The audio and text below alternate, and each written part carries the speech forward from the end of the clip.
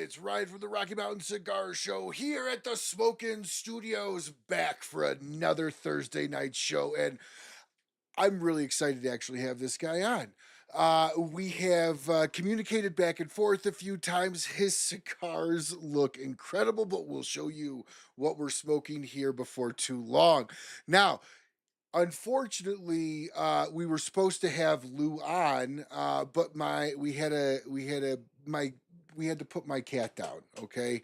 And that was very tragic for my family. It was a very, very, very heavily beloved pet.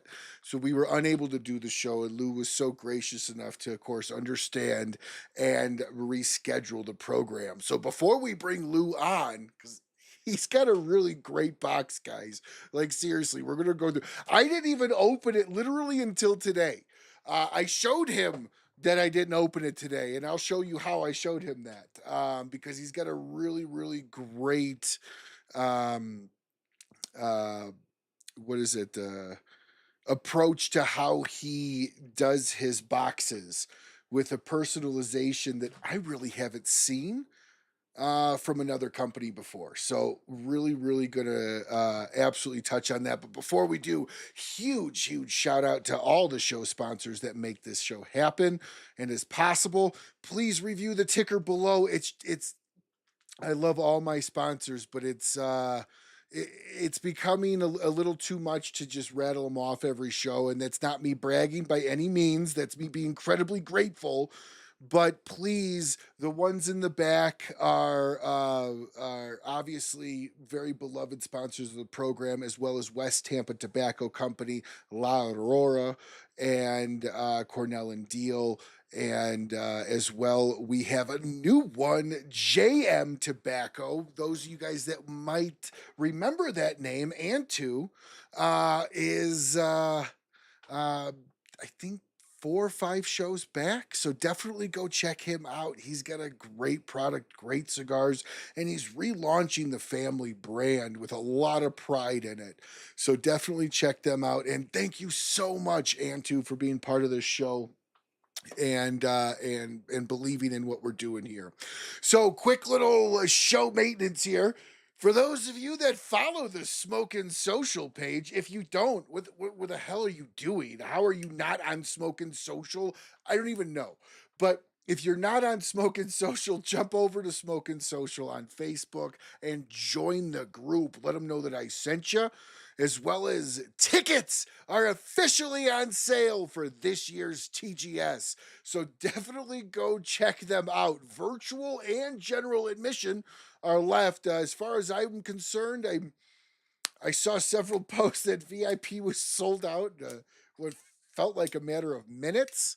So if you're looking for VIP, it might be a little too late, but there's not too late to enjoy the show either way. Jump over to smokin.com or thegreatsmoke.com and buy yourself a ticket today, whether it be virtual or a general admission. So, without any further ado, because listen, nobody comes here to see me. I really have a face for radio. I have no idea how I've pulled this off for almost 3 years, but you guys are so kind to allow me to do that. So very appreciative, and we're gonna go ahead and bring in our guest here. How you doing, Lou? How are you? Good I'm to see you, doing Ryan. well. I'm doing well. I'm doing well.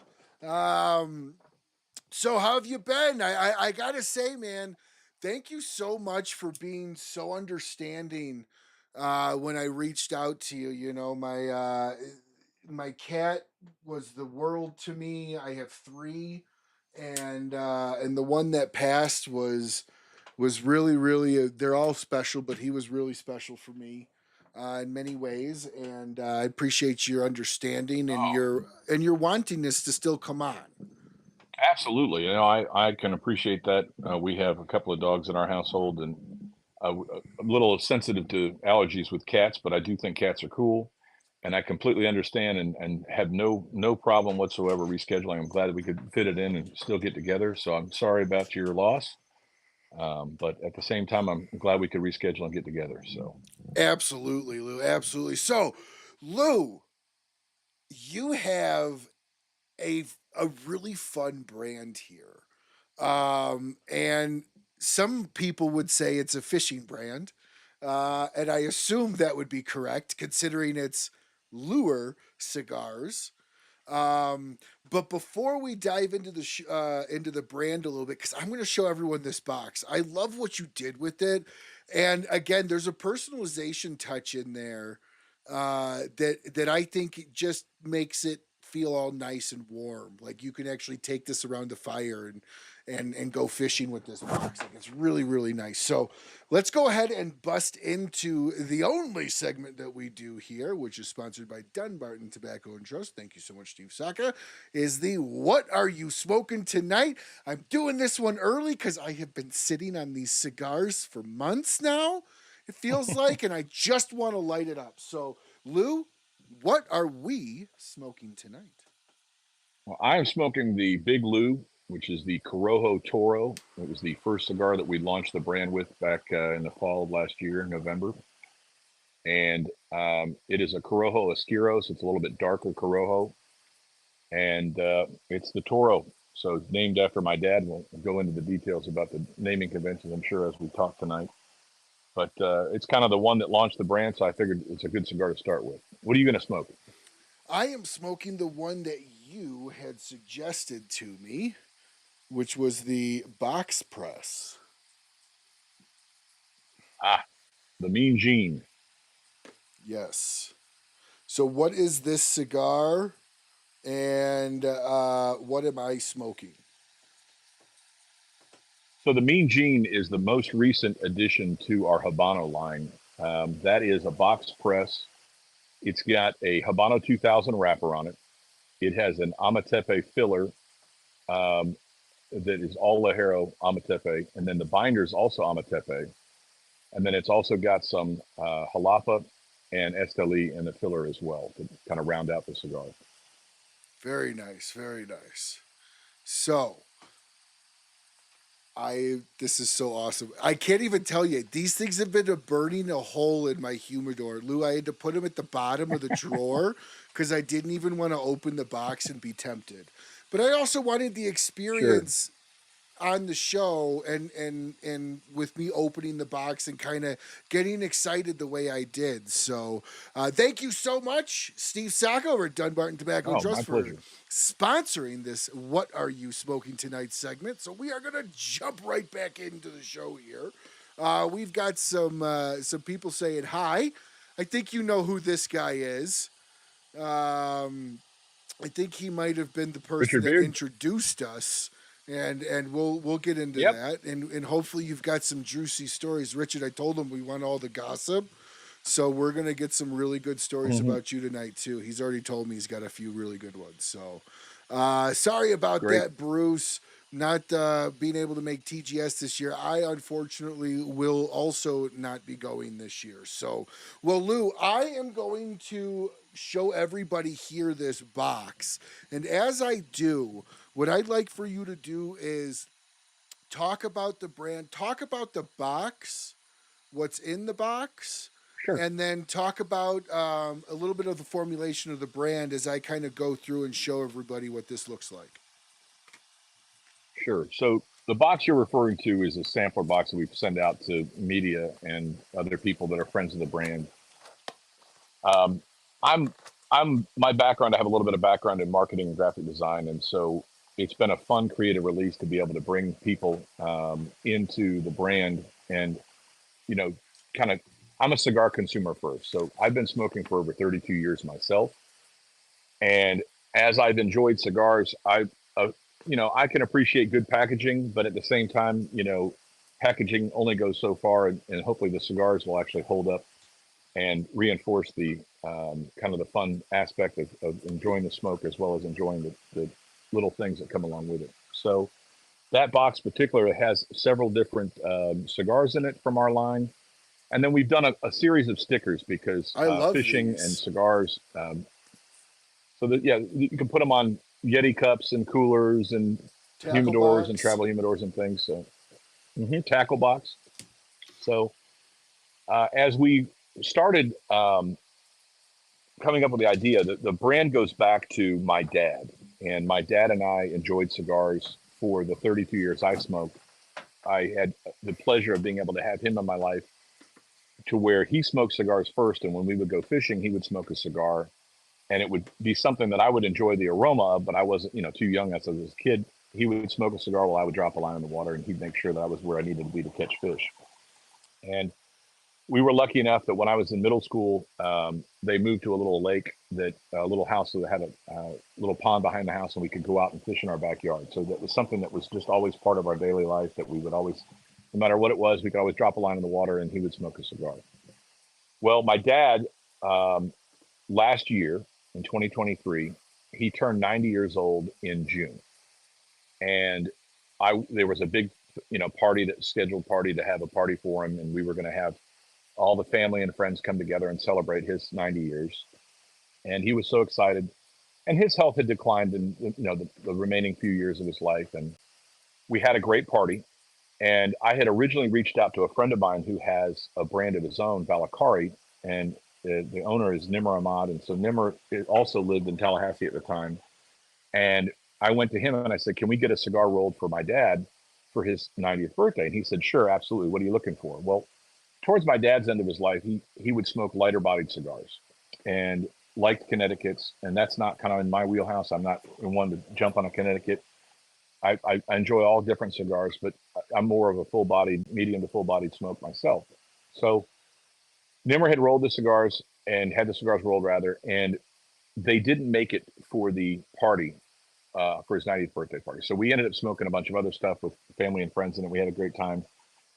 Well, my dad basically had a great party, and then after that, shortly, he said, I'm tired.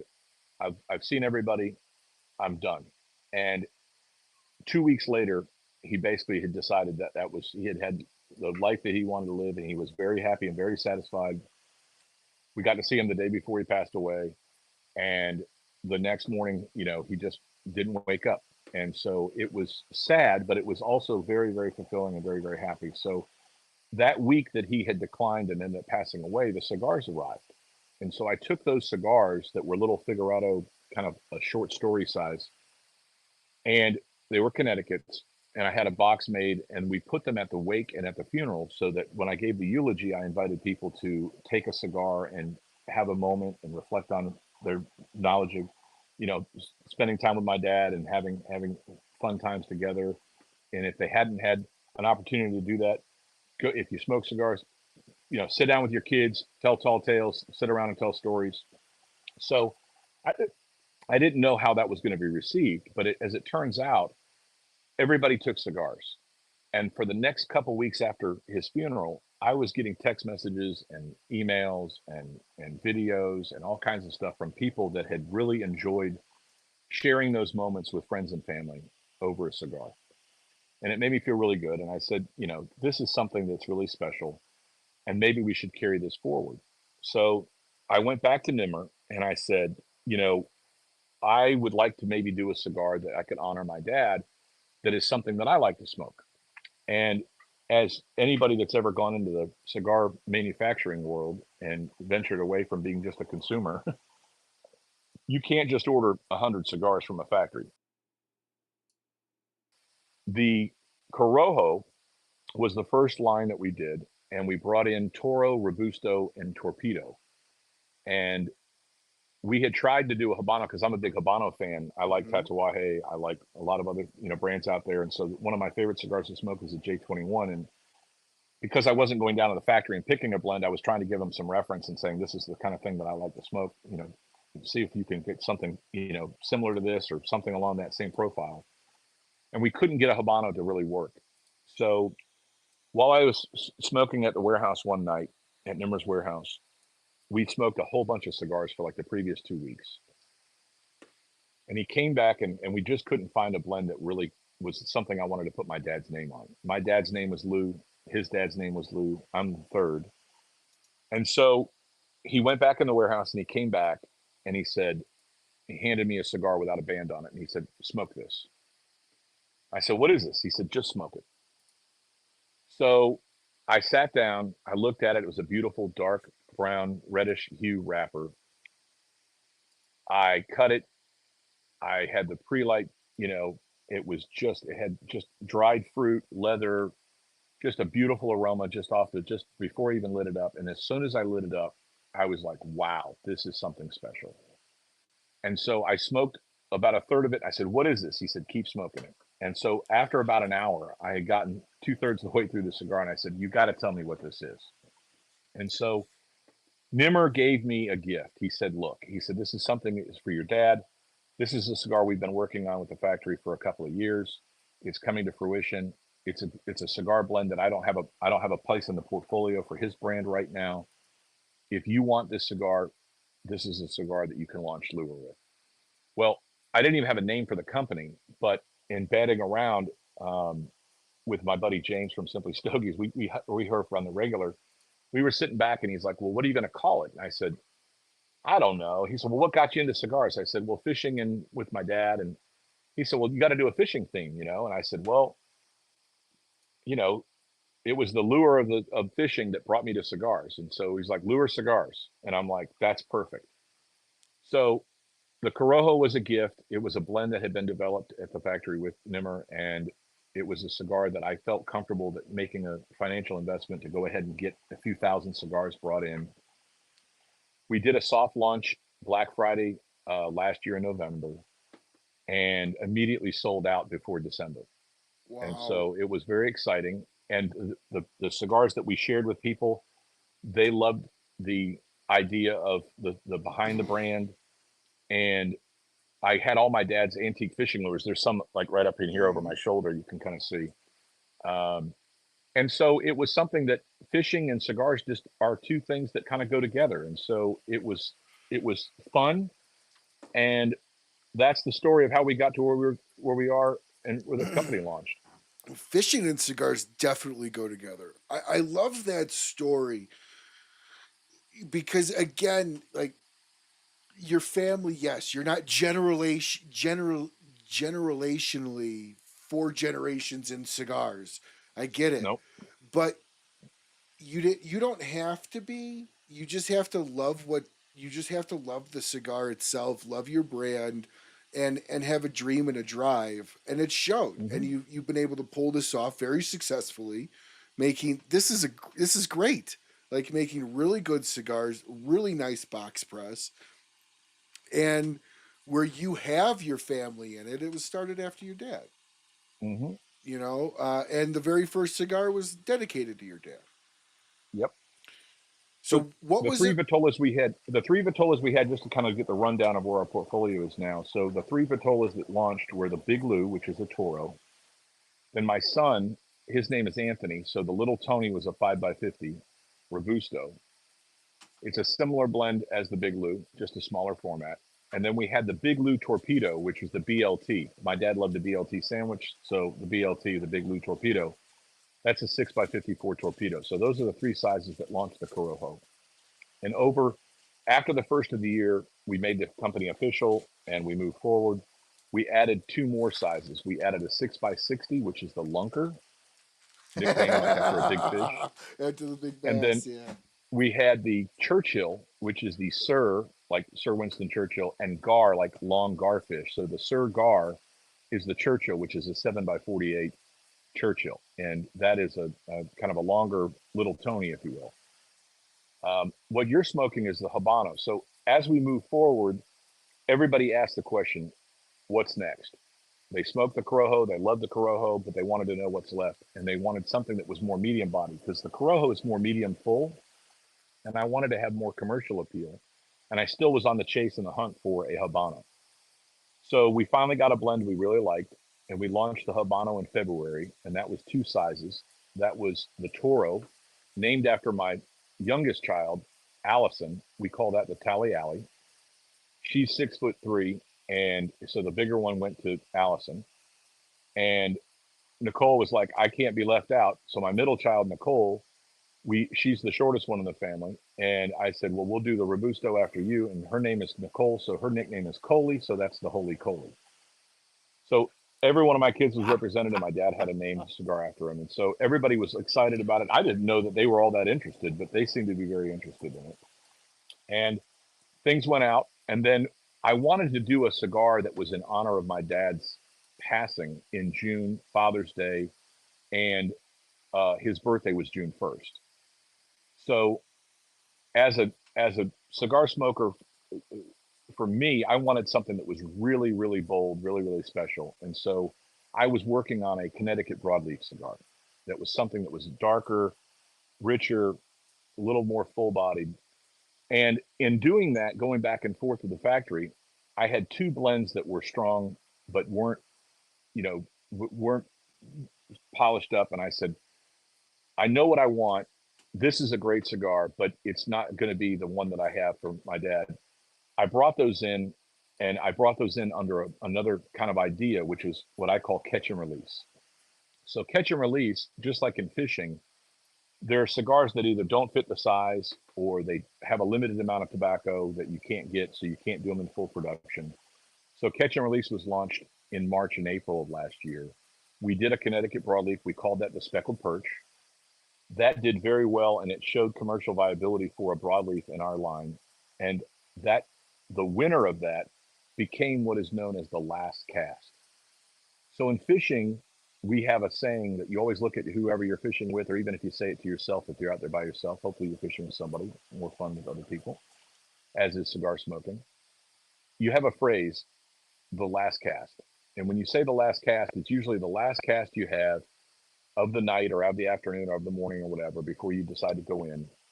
And I wish I could have one more last cast with my dad. And so that cigar was the LE that came out in June.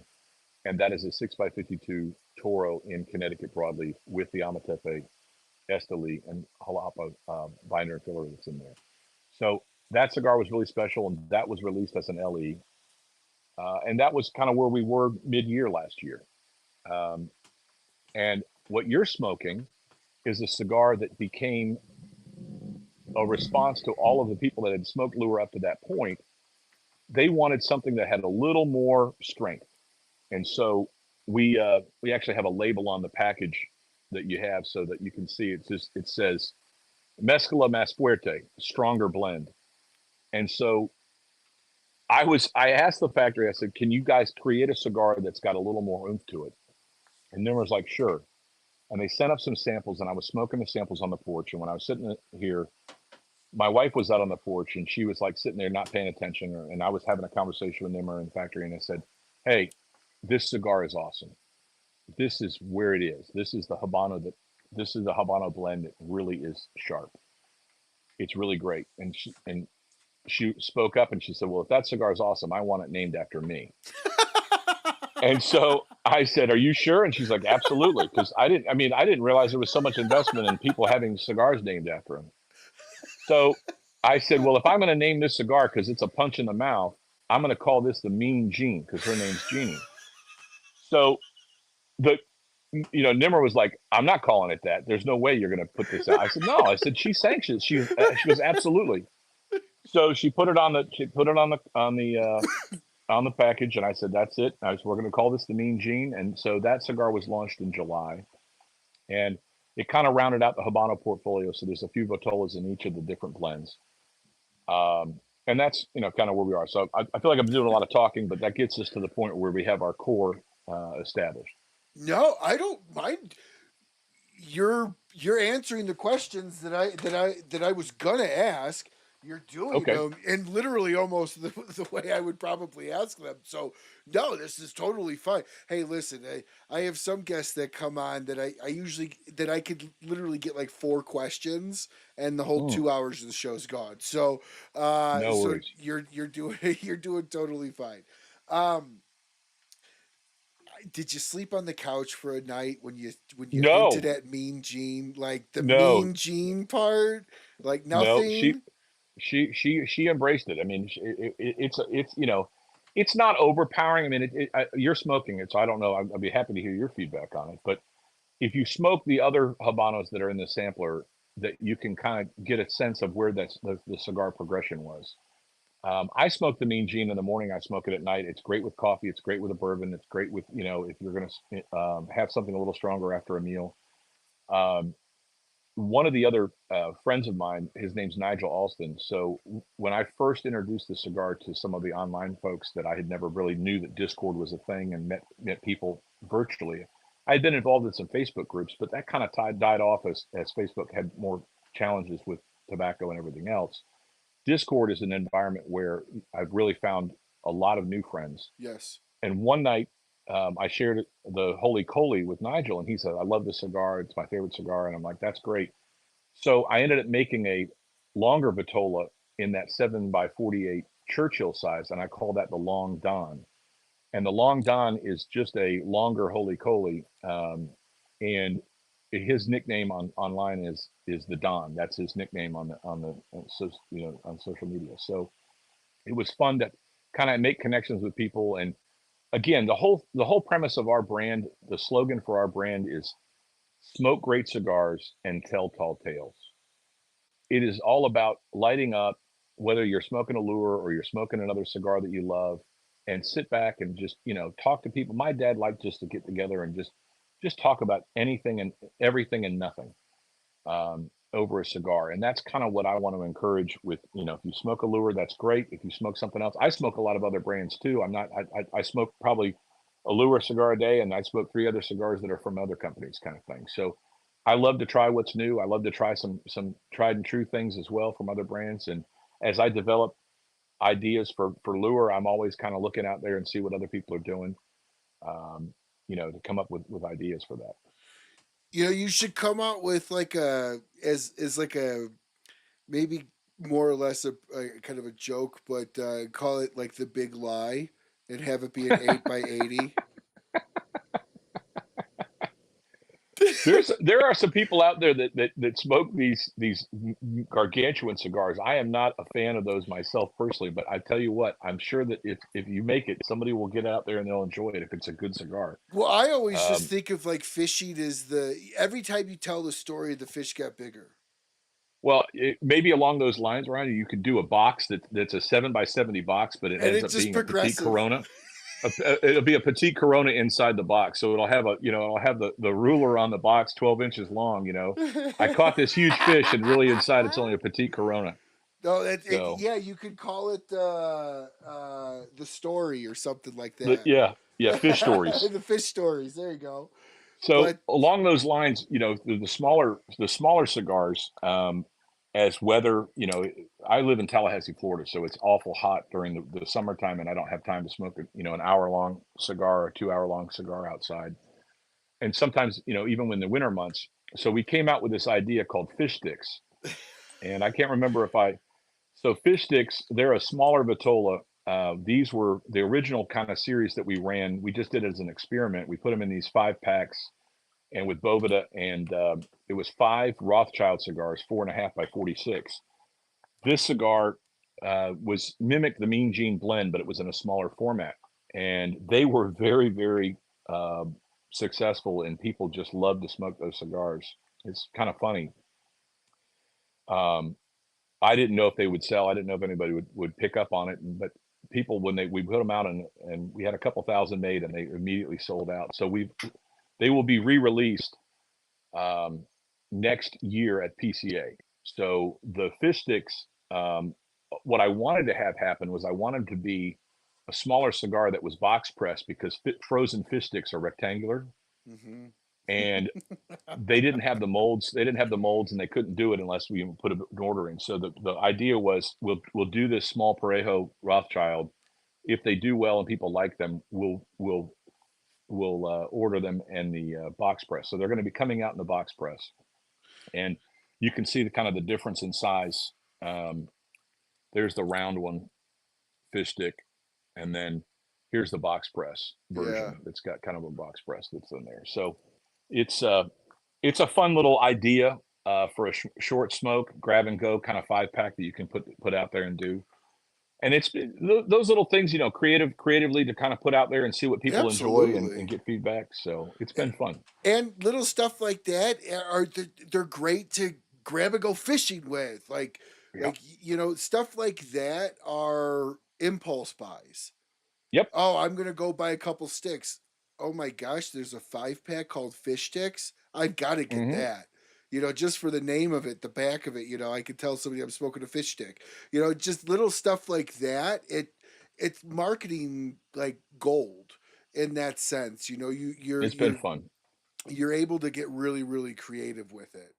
And it Hmm. shows, and it's a fun brand. And again, the way you package everything, the stickers, the idea behind putting it on a Yeti, put it on your cooler, your coffee cup, your tackle box, your humidor, whatever, all that helps you be seen.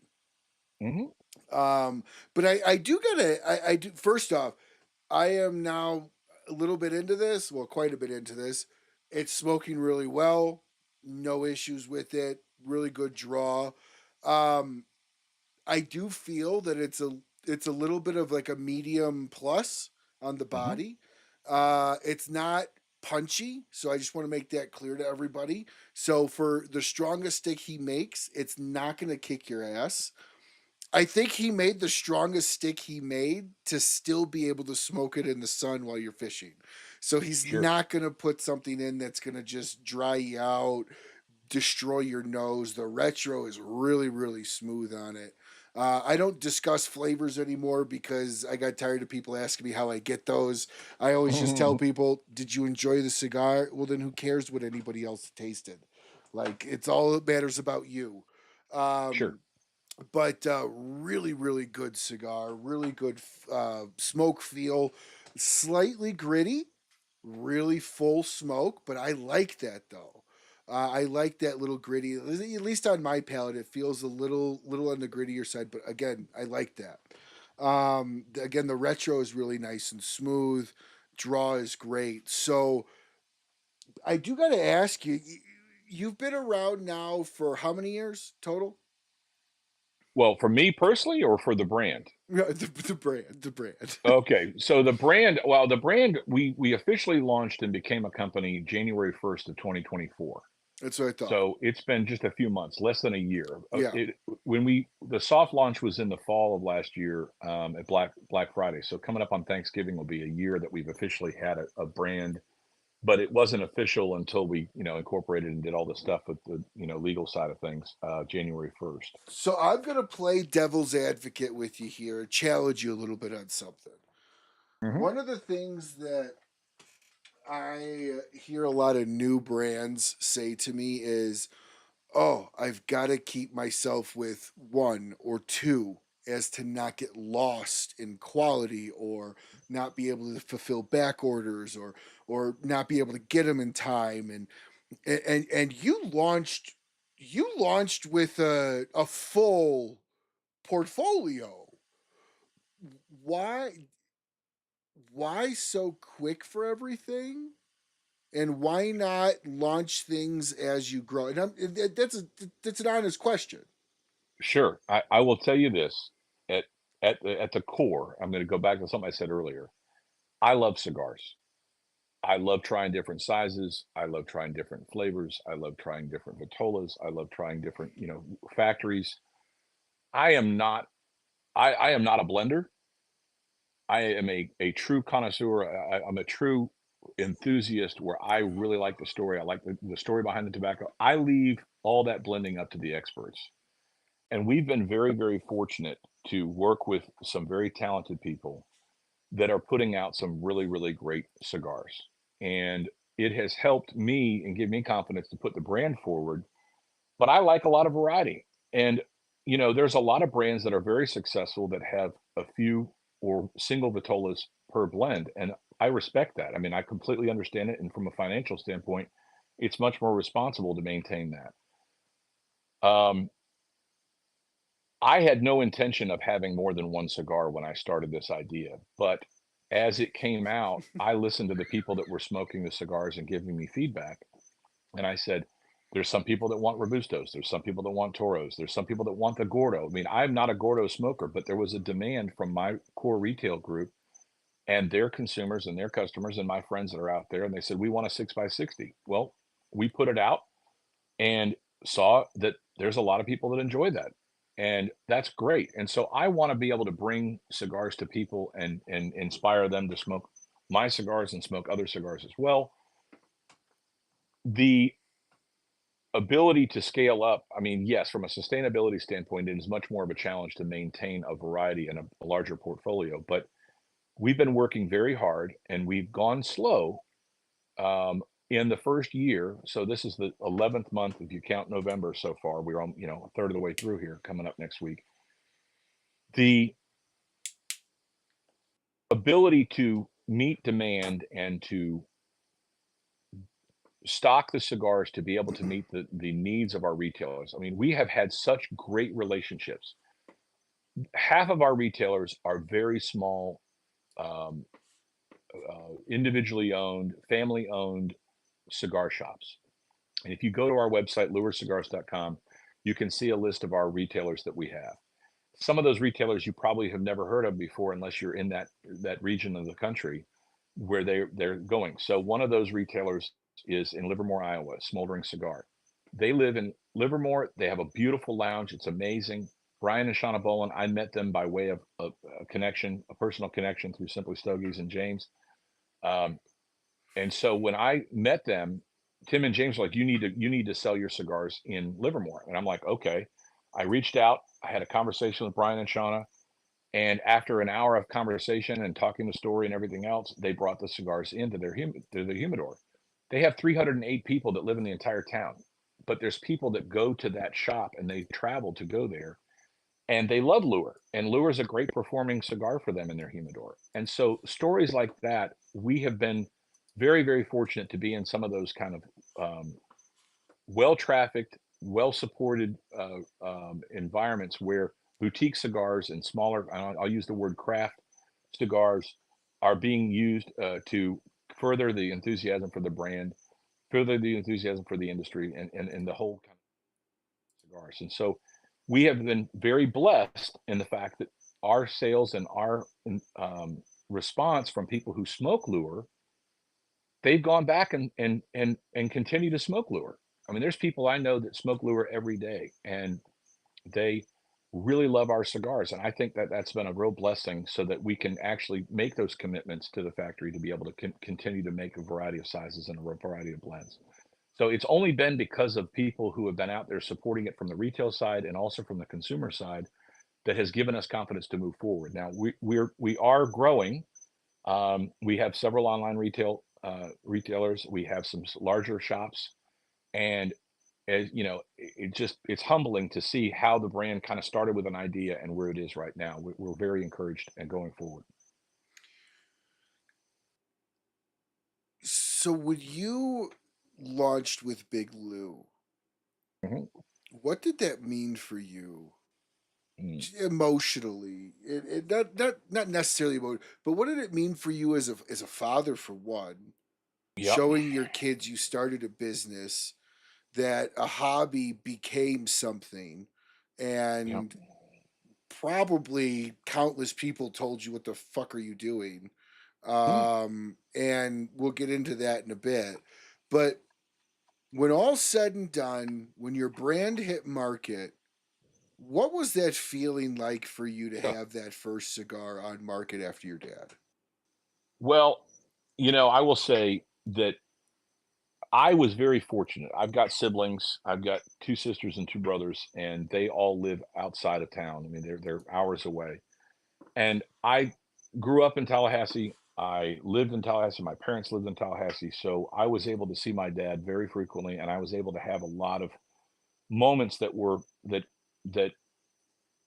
I could share with him, and great memories. And so, you know, a friend of mine recently asked, have you ever really stopped to grieve the loss of your dad? I mean, and you having lost a pet recently, and it's one of those kind of momentum, things where you kind of how do you deal with grief? Well, my dad reassured me countless times leading up to June and his passing, where he could simply say, "I had lived a full life. I'm very satisfied. I didn't leave anything on the table. I did the things that I wanted to do." There were things that he wishes he could still do, like go hunting and fishing, that he wasn't physically able to do, but the desire was there. But he always had great stories to tell, and so he felt very fulfilled. And in being able to take the cigar as something that we shared together, and I can share that with other people, it has really given me a great uh, place of peace to be able to share that with other folks and to enjoy cigars and to see other people enjoying them and to hear their stories. There's countless stories of other cigar smokers that smoke with their dad or mom or wherever, or their best friend or wherever, and those are kind of reflections on and reinforcing the time I had with him. So I have not focused on the loss as much because the cigar brings that story back together again. And every time I light up, I think of my dad. And so, every time I put out a cigar, I think of wouldn't he have enjoyed this one, or wouldn't he like the story behind this one? So it's been a great kind of therapeutic, cathartic process in this brand development to also, reflect on the fact that my dad is right there with me all the way. And I can't tell you, I mean, I'm a spiritual person.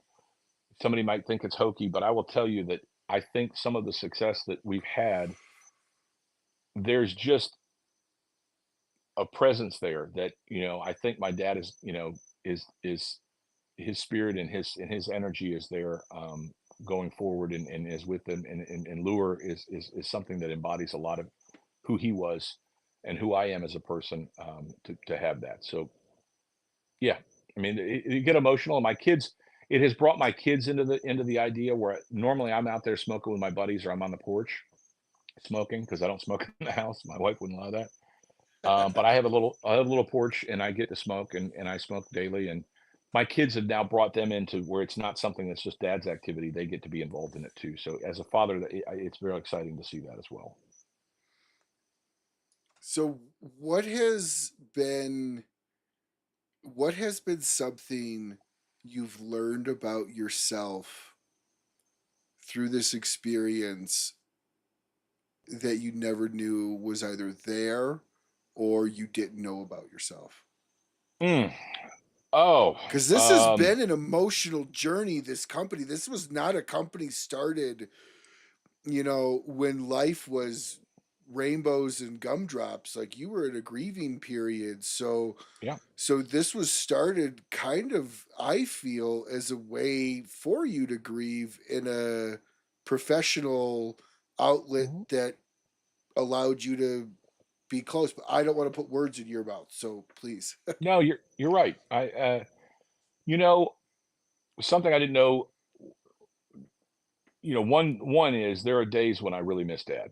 And I'll sit back and I'll say, "Geez, I just, there's a tough day at work or a tough day, trying to sling cigars." And he was an insurance salesman for Mm, his career. He worked for Prudential for 32 years, and he was one of the last pensioners and came from a different generation. Him being born in the Great Depression, his perspective on life was a lot different than most, mm-hmm. and he really valued things. And one of the things that he always made sure of, he said, make sure that you take care of the common person. You just you respect other people and be kind. And so he had a lot of very simple principles that seemed commonsensical to me.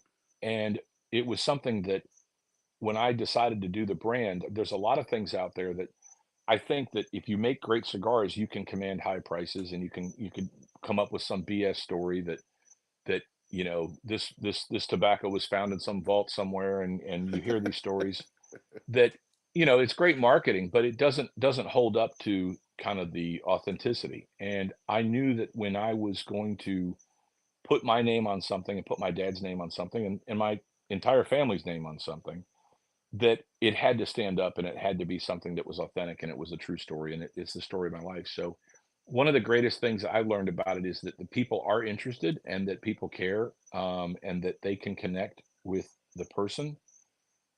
There's a lot of great cigars out there, and there's people that make better cigars than mine, in terms of the fancy tobacco or the packaging or the box and things. But at the end of the day, our decisions that we make for the company are aimed at the cigar smoker that really enjoys cigars. We don't put a whole bunch of money into the packaging. The packs, I don't know if you've seen our packs that are out there. So the packs that come here, it's a craft paper around 10 count, I like that. for I our core prefer line. that. I prefer that. There's a wax sealed pack inside with the Boveda pack so that you can throw this in your tackle box. You can throw it in your center console of your pickup truck. You can, put it in a drawer or whatever and not have to worry about your cigars. There's 10 cigars, there's not 20 cigars, so it makes it more financially viable for you to buy a few at a time. Our cigar price point, we wanted to make sure that the value was there. We choose high quality products, and the tobaccos we're choosing. You can make a cheaper cigar, and that wasn't something that I was interested in. And but as far as offer it a fair price and have a couple cigars you can burn, have a couple cigars you can store, and have a couple cigars you can share with somebody else. And one of the things that I've learned is that people love sharing the cigars with other people. I mean, just the brother and sister of the leaf where you got something, hey, I've tried something, try this. It's been so exciting to see other people uh, smoke it and share it and tell the story and the feedback that I get from people. I love hearing people's feedback, and I will say this, that if you happen to be on Instagram, that's where our main social media presence is. Please smoke our cigars and tag us and ask us to collaborate. It's been a great just uh, response to be able to have people out there smoking stuff. I get messages, on the daily. Hey, I love your story, or I'm smoking this right now and I'm catching fish. And to see people, taking pictures of doing those activities or on the golf course or wherever they enjoy cigars, it's been fun. So it's to know that there's a group of people out there that are like-minded. That's been a surprise to be able to see how much positive energy can be around something as simple as a cigar. And that's really what cigars are. Like cigars are, they bring people together. It doesn't matter what you do for a living, doesn't matter what your life status is. You can forget everything for an hour to 2 hours depending on that cigar. And literally, Hmm. I have had conversations for entire cigars, never even knew the person's first name until they would get up like, dude, we never even asked each other's names. Hi, I'm Ryan. Sure. You're Yep. like, well, when you're having great conversation, there's no need for names. You just start talking. And I You bet. get that and I love that. Um I love your story. I love how this was a healing process for you in many ways. And I don't even necessarily think you started it off to look like that, but I think you realized it later on Yeah. with the release of your cigars. And it's funny, people grieve in different ways. You started a business. Yeah. Yeah, it's kind of crazy, but yeah, I mean, it like I said, it's been cathartic. It's been, there are stresses, and one of the things that was surprising is having smoked cigars for 3 decades, I appreciate a lot of more about what goes into making cigars, and so it is when you see behind the curtain and you see the machine and you see all the different people and all the different personalities and all the different, financial, risks that you take when you go out and you embark on this.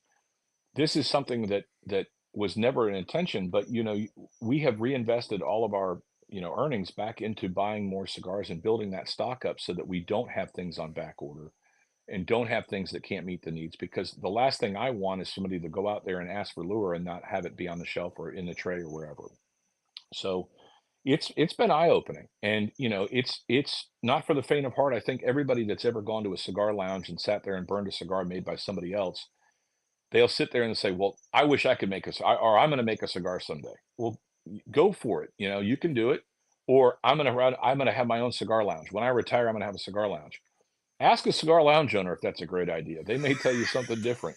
So, I've got a background in development for real estate development a little bit, and I've become more aware of that. And when I sat down to kind of look at what I was going to do, this was the lesser of two evils, if you will, to create a cigar brand rather than try to do something like a cigar lounge.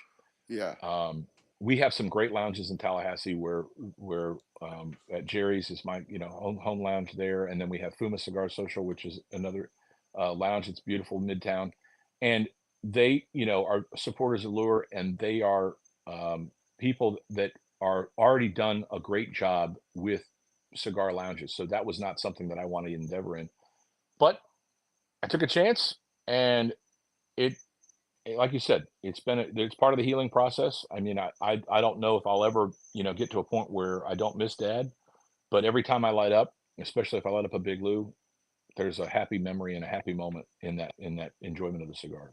Yeah, and that's the best case scenario. You know, Hmm. there'll never be a time where you don't miss them. I mean, my granddad passed away in 2008, 2009, and I still miss him. You know, like Sure. it's he was my best friend. So, and he was a pipe guy. I mean, this is his pipe. You Oh, know, that's great. That's you great. Do know. you smoke out So, of it? oh Do yeah, you I still smoke actually it? got Yeah. it fixed. So the guy, this had been in his pocket for years and years. He had about 30 of these. Half of them were broken. Oh, wow. And so you could see the shank was split. So I sent it to a guy in North Carolina who fixed the shank and then put this nickel band so it wouldn't do that again. And he goes, "So you want me to polish it up?" I said, "If it comes back with any life taken off of it, I'm not paying you for anything." Oh, that's And great. he's like, That's "Totally great. respect that. I'll send it as is and just fill the hole." You know, I did have them rebore out and take all the old tobacco out of it and clean the bowl of it, but Sure. the Sure. outside, no. I, so as you're doing this with your kids, are your kids like, "Hey, Dad, I want a part time job. I want to," or do they Well, just want a not cigar named? no, well, so I will tell you this. So one of the things that really helped us get some brand exposure and meet some people in the industry and get out there, we were invited to go up to the My Old Kentucky HERF, which is a big multi-vendor event at the Ashland, Kentucky Convention Center, the tourism and bureau that they have there. They've got a convention center, and it's sponsored by Fat Ash Cigar Lounge. And so Dwight and Steven um, are the ones that run the lounge up there, and I got connected with them by way of, just the network and through James, and had been there, and other people had said, you really need to go to this. They're boutique friendly. And we had a conversation. They said, yeah, come on up. We'll have you up. So Mother's Day weekend last year, we drove up to Kentucky. It was a weekend of May 10th. And we drove up there, brought cigars with us. They let us have a booth. It was right next to Luciano and right between All Saints and Luciano. So That's some we're good standing traffic. there. It was great traffic, and it was a wonderful event. There was over 300 cigar smokers plus all their spouses and families were there. They had live music, food was great. While we were there, my daughter, Allison, she came with us, and Jeannie, she worked the booth with me. So she got to see the energy and the excitement and hear the story told over and over and over again as people came up to the booth. And whereas my rest of my family doesn't really enjoy cigar smoking as much as I do, Allie has taken up a little bit where she'll sit there and she'll try one, and I think there's some novelty in having a cigar named after you for sure, but she'll actually smoke a cigar. So my middle child, Nicole, she had gotten engaged this past spring, and they had a Cuban themed engagement function here at the house. And so they had all their friends come over, and she said, Dad, can we have a cigar table out at this event? I said, well, yeah, well, that's fine, whatever. And I didn't expect anybody to really embrace it. There were several people that smoked it, and there were a lot of kids that, I mean, they were all of age, they were all over 21. But they sat there and they smoked the cigars, and I could hear them getting excited, telling stories, laughing. And surprisingly enough, when I looked at the ashtrays at the end of the night, nobody had like lit and puffed twice, and they all smoked the cigars down to the nub. So that was really That's fun to see them enjoy awesome. the cigars. So that was really, really cool. So, are, There's some alcohol involved too, so that encourage them. But so how old? anyway, You said Allie. How old's Allie? Allie's 22, Nicole's 23. They're 16 months apart, and then my son is 26. So they're in their 20s, all three of them. So your son's not a cigar smoker, really? No, he's not a cigar smoker. He finds it to be funny, so the little Tony is 5 by 50. It's a really small little cigar, but he's 6'5", so it's kind of a joke on him being that he's so tall, but the cigar is so short. Um, he doesn't sit and smoke cigars. He'll tolerate it. They'll sit around the campfire, they'll sit around whatever and watch me smoke them and watch my friends smoke them, but they have not He'll get sat into back. them. The average cigar smoker age is about 30, so he's got a couple Mhm. years, but it'll hit him. It'll hit him. Well, Um, my bottom line, I can't have another cigar smoker in the house. I can't support somebody else's habit. Not yet. A few more cigars have got to be sold before that happens. well, that's where the dad tax comes in. You That's take right. his That's right. cigars, right? You can't do that with Halloween candy anymore. You got to do that with cigars, cigars and booze and whatever else they get. Yeah, they've hit the liquor cabinet. I can tell you that. Every now and then when they have a party, they'll go to grab a bottle of bourbon, and I had a barrel pick from a store, and I went looking for the bottle. I said, "Where's this bottle?" And, "Oh, I took that to a friend's house. We had a party." I said, "Oh," I said, "Well, could you check with me first before you choose which bottles you're taking over to, enjoy somewhere else? I hope you enjoyed it." "Oh yeah, it was really good. Just tell me you didn't mix it with Coke." Do you know what you have done?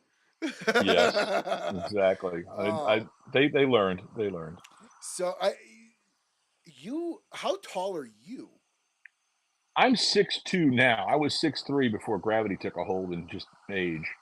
But I'm 6'2", and everybody's over 6 feet except for Jeannie is like 5'11", and Nicole is like, I'm gonna say this, I think she's 5'8" or 5'9". So she got the Mediterranean gene, and she's got more Italian in her, in terms of the shorter stature, more Wow. petite. Like my grandmother. My dad's parents came over from Italy, 100% off the boat from Italy, and he was a big, tall, big guy, and she was a little 4'8", 4'9". I mean, she was short, so tiny, tiny, tiny. Wow, that is a tall family. And then you've got like polar opposites. You said your daughter was 6'5", six No, four, she's 6'3", six and Tony's three, 6'5". six. Yeah, so Tony's they're 6'5". taller than me. Yeah, Tony's 6'5". So yeah, He's a but they're foot in taller than your photos. daughter almost. Yep, yep. So I'm at a point where in the family photos, I'm not the tallest in the photo anymore. That's by any means. So let me ask you then: at what age Hmm. did you realize your son can take you? Oh, well, I, he may be able to jump up and touch the rim of a basketball hoop. That's fine, but I outweigh him by about 150 pounds, so I'm not worried about that. So he's thin to win. We'll see. I remember the first time I put my dad down wrestling, I looked at him and I'm like, I Hmm. can take you now. He goes, don't you ever think you can take me. I will do Mm. anything to win. I Yes, let you sure. pin me. Yep. Yeah. That's.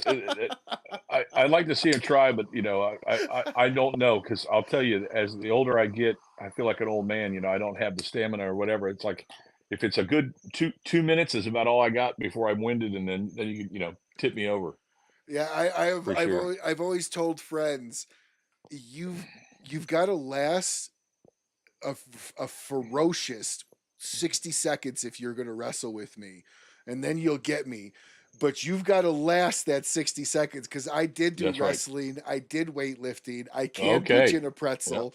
But Yep. after about 60 seconds, I start to go. It's the Mike Tyson, man. It's like, I don't know if I could last a round with him, but if I could get to the fourth or fifth round, I may be able to keep my distance. Who knows?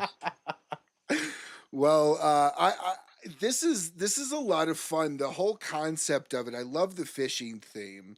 You said you're in Florida, right? Yes. Yep. So is fishing to you inland, or are you also deep sea Well, shore fishing? yeah. So I will say this: I respect people who do deep sea fishing. I've gone out a couple of times.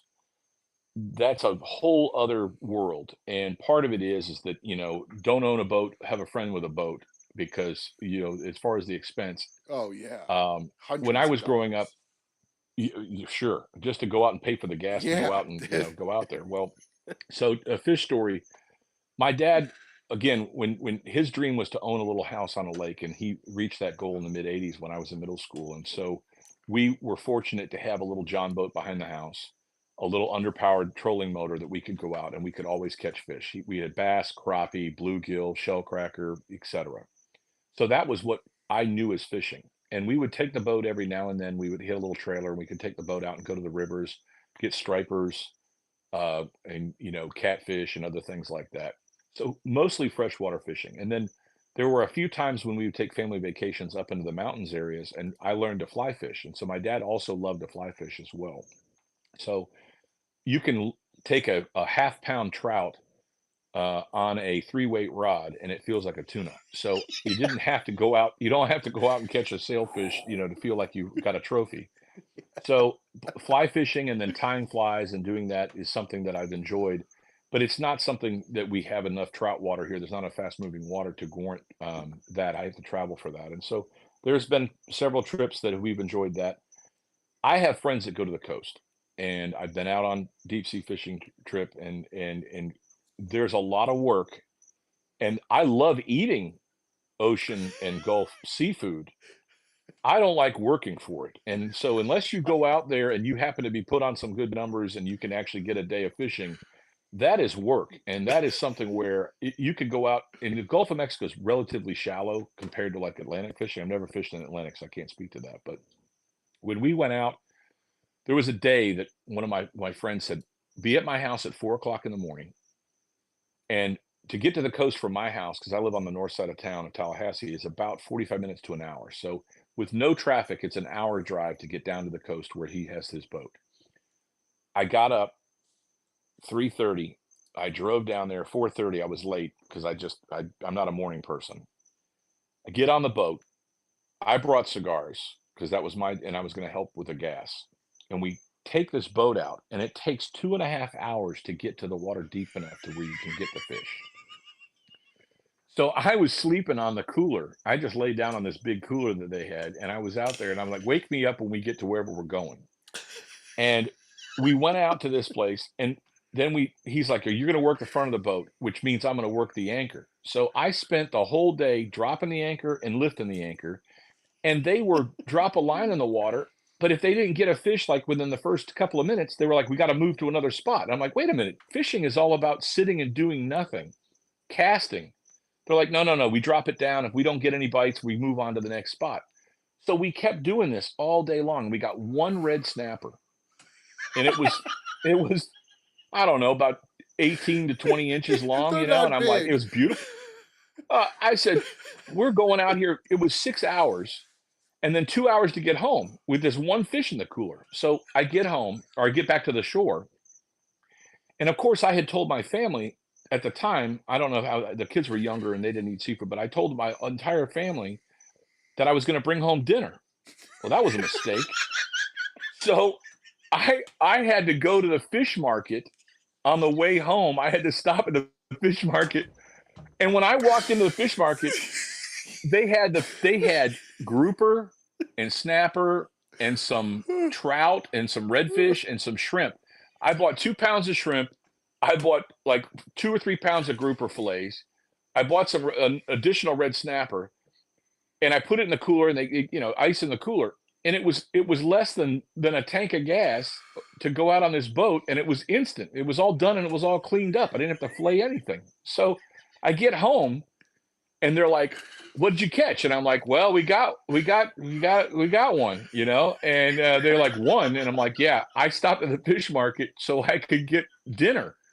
I said, "This deep sea fishing stuff is not conducive to feeding yourself." I'm pretty confident that, like, I watch those like survival shows, and the people that can, like, fish with just a hand line or whatever it is, they're not out there in 50 feet of water, 2 miles off the coast, trying to catch something. So that's my experience.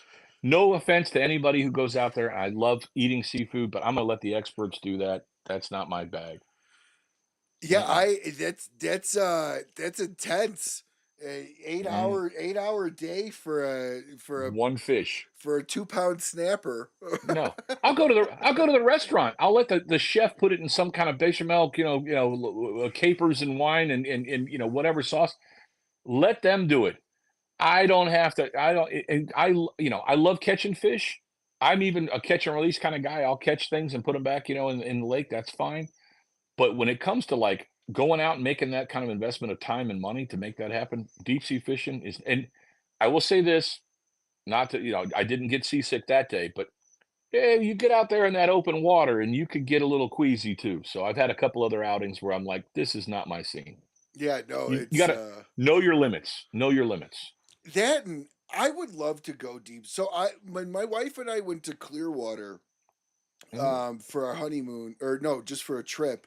We did the big group boat fishing thing where they just take you out Sure. on a sandbar.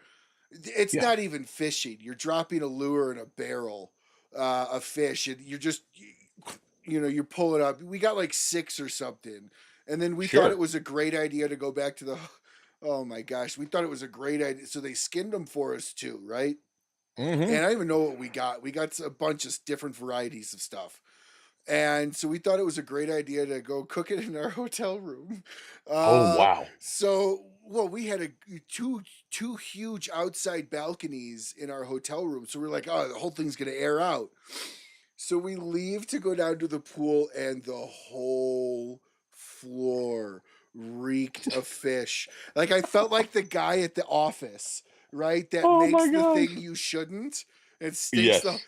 So my wife and I are like kind of giggling to ourselves, and we get in the Oh, elevator, and this wow. other couple gets on the elevator, and they be like, who the hell cooks fish in a hotel? We're like, we have no idea. Those people are just Not absolute us. Oh, jerks. I can't oh. believe what they did. Mm. You know, Mm. Like, Oh my gosh. I felt so bad, but it was hilarious. But Oh, wow. I totally agree with you. Like we were 30 minutes out to the sandbar. I think we were 2 hours there, caught a few things and came back.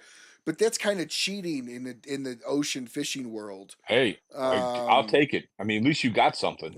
I mean, that's the thing. Yeah, I mean, I'll take it. I mean, it's like people that go down and catch catfish and they go noodling. Have you ever heard of this? Where they take these like Yeah, pool noodles and it's yeah. and they just spread them out with like catfish bait on there, and then they wait till the noodle moves and they go pick them up. And I'm Oh, like, see, well, might as noodling well I fish with thought dynamite. was doing the whole with your arm. Well, I don't know. That's crazy too. There's no way that I want to put my arm into another creature, for Well, any you're reason hoping whatsoever. it's a catfish. You Yeah, don't no, know, especially in could be an Florida. You don't alligator. put your thing. You don't put anything in a hole in Florida in the Nope. water. Um, No, my uncle Tim no. was a my uncle Tim was a retired game warden out of Vero Beach, Mm, and mhm. my dad's born and raised in Ocala. So Oh, I'm wow, I'm okay. used to Oh, Florida, yeah, and Central Florida, man, wild place. the land of the $1 million horse is Ocala. Yep, And so my uncle Tim would tell me any body of water in Florida, it doesn't matter where that body of water is. It could be on the side of the road in a drainage ditch. If you can't see to the bottom, expect an alligator in there. absolutely, 100%. Yep, 100%. And water moccasins and snakes and all these other things. I mean, it's a wild place. No, thank you. I had a lifetime of scouting and being out in the wilderness, and I love the outdoors. But I respect Mother Nature and I respect the environment. No, thank you. Yeah, my uncle Tim thought it was a. Now, I am not one to go in the ocean. I am Mm-mm. terrified of the ocean. As far as like swimming in it. Most shark attacks happen 3 feet of water, 10 feet off the beach. That's a true stat. I don't want to be that Wow. stat. And Nope. so when I tell people I go into the ocean chest deep, but what I do is I go to my knees and I sit down. So now I'm chest deep. So now I can say I'm chest deep. My wife would go out there and hop on one leg like up to her neck, and I'm like, you do know if something grabs you, I gotta go this way because I'm no help that Yeah. way. No, And no. so I'm ocean, loud. I'll call somebody. Yeah, yeah, yeah, no. ocean makes me nervous. But he took me Sure. down to the Okefenokee. No, is it was it Lake Okeechobee? Lake The Okeechobee? Everglades? Lake Yeah. Okeechobee. Mhm. And he starts doing this, like we're going from pool to pool to pool with our canoe, doing some fishing, and then out of nowhere he looks at, I'm like 12, 13. He looks at me, he goes, hey Ryan, watch. He just takes his hand and he just hits the water aggressively, and all of a sudden boop boop boop boop boop boop boop boop boop boop boop boop. And I remember like being terrified, going, please stop, please stop, Oh, yeah. please stop. Yeah, And then no. so he's like, he goes, just watch, we're safe, we're in this boat, right? I'm like, that's cool. And then so he starts like flipping his hand in the water. My dad's like, just trust him. He knows what he's doing. So he starts flipping, and then all of a sudden, one pops up literally next to his hand, and he goes, "Look at that." And I'm like, "Can we move? Can we move?" Yeah. It's and time to go. and so we sat there for like 15 Wow. minutes until they all kind of disappeared, and we went over to the next portage, picked up our boat, and as we picked up our boat, I in my life never saw a slide this big or a paw print going into the pool we were just about to go into. I looked at my dad and I was like, I'm done. Can we can we go home? Back to the porch. And Back he to the made fun porch. of me for Nope. so long. And he told Sure. me he's got a little pond in his backyard. And I've watched him go into his neighbor's yard, waist deep, grab the alligator, drag it out, and bring it Oh, back to the alligator farm. Like there's no fear, right? It's like watching swamp people sometimes. And yeah. he's in there with these little tiny like bicycle shorts, you know. And he told me one time, he goes, there could be one in my pond. And I Oh, was like, all right, I'm never swimming in that again. You know that, right? He no. goes, yeah, but there's not. I said, doesn't matter. You put that thought. Yeah. And if you can't see the bottom, you don't know. Well, he knows he's gated his entire pond, but Okay. he said once he put that in my mind, it just the second I touched the water, I was like, out, out, out. I don't know how big the fence is around there, but I have seen alligators that will climb a chain link fence and go over the chain link fence and get into other people's backyards and things. So don't, I mean, be cautious. You're right to be, a little bit skittish when it comes to that. Fish all day long, don't swim. We used to swim in the pond behind my parents' like, and then of course there was a gator, and I said, that's it, no more of that for me. No, thank No, you. I No, like to swim where I'm the top of the food chain. sure, So like I yep, swim in anything like pretty much north of Georgia in Alabama. mm-hmm, mm-hmm, yep. That's Because absolutely well, the water's cold. The water's cold. Absolutely. the most I got to worry about is a big turtle that I'll Yep. totally take on, or a pike. Sure. Nope. And even I looked at doing scuba diving when I was in college. I took a scuba diving class for an elective, and I was a swimmer, and so I liked the water and I liked the environment.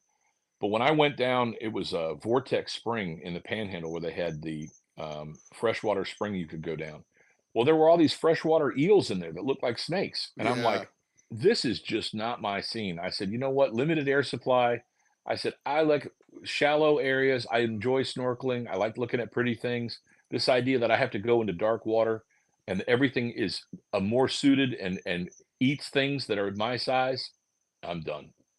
No thanks. Yeah, we used to do a lot of swimming in like KP Hole, Silver Springs, Orange Mm-hmm. Springs, Mm-hmm. stuff like that. I'll swim in that because it's crystal clear. Yeah, it's But beautiful. it's crazy to see the saltwater crocs kind of swim up into those streams sometimes, and you're like, wow. Sure. Oh, they're just kind of mingling there, you know. Yep. So where is a place outside of Florida that you have fished that you absolutely love? Well, I could give you a great story. So I have loved to fish. Every time we took a family vacation, my dad always had a rod and a reel. He always brought fishing equipment with him, no matter where we were. I've done a lot of fishing in Tennessee, North Carolina, and North Georgia area, and the smaller streams that are up there. You can get some great, great flows, great water, and brown trout, rainbow trout. You can even get some brookies in some higher latitudes and stuff. So that's great. But we took a family trip when I was in my teenage years, and we went out to Wyoming and we visited a friend that it was my mom's family that was out in Montana. And on the way up, we went through Wyoming, and it was the Snake River. My dad always wanted to fish the Snake River, so I was interested in going and looking at all the different rocks and finding all the snags and finding all the lures that people had left and lost. So I spent my whole afternoon, turning over rocks and finding all this fishing tackle. Well, I watched my dad fly fish the Snake River where we were below a dam, and he was casting, and my dad had a kind of just an elegance when he fished. I mean, he knew how to make the lure do whatever it needed to do to get fish to bite. Even if we couldn't do it, he would always, he was always lucky like that. Fly Well, fishing's a he was, dance. it was, and he was out there and he was just in his element, and you could just tell that he was just having a blast.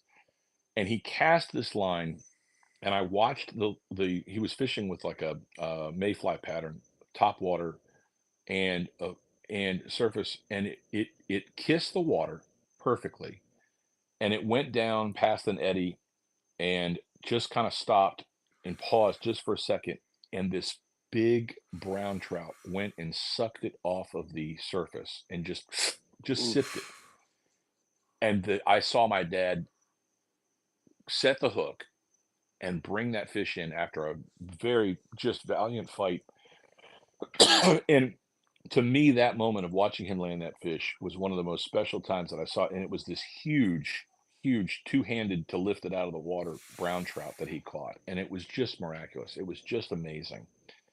And we, he ended up, letting it go, which, so somebody else could catch it, but it was just marvelous. And that to me is some of the best fishing and the moment that I remember him casting and catching. There were countless other times of, catching a big bass or something else or whatever that's exciting, but that particular brown trout in the Snake River on that trip is probably the top of the pyramid for me. Yeah, I tried very hard. My wife loves she's good at it. Fly fishing. Oh, I'm wow. not good Great. at it. I can't get the whole elegance of it. I catch every fucking limb I try to hit. I mean, if catching limbs was the goal of fly fishing and losing your lure you just Mhm. paid for, I am Mhm. right there, you know. But you're 100% right. When you catch something on a fly, I mean, it could be less than a pound and it feels like a fight for your life. Feels like a tuna. It feels like you're catching a trophy marlin. I mean, it's just amazing. Just So, amazing. when was your father's birthday? June 1st. So June 1st is his birthday. So you know what you should I've been thinking about this all show. You know what you should do? I think it would be fun.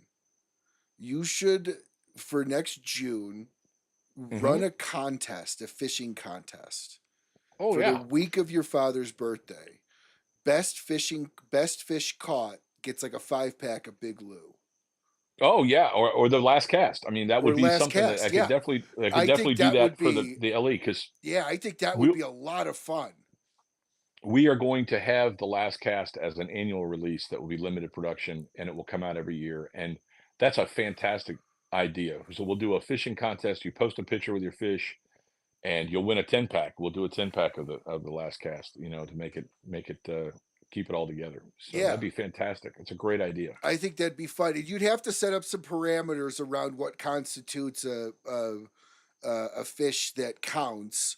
Well, Um, I think if anybody that does an entry, again being all inclusive, anybody that takes a picture with a cigar and a fish that they've caught or whatever it is, I think that's fantastic. Then we'll put it in a randomizer and we'll do a wheel draw so that it's fair for everybody. So that there's not a subjective, choice of which fish is best, or it could be a guppy and it's like whatever, it could be a little shiner. Doesn't make a difference. the only thing you'd have to stress is you've got to be over 21 in the picture. You can't have True, your true that. child in the picture. No, no.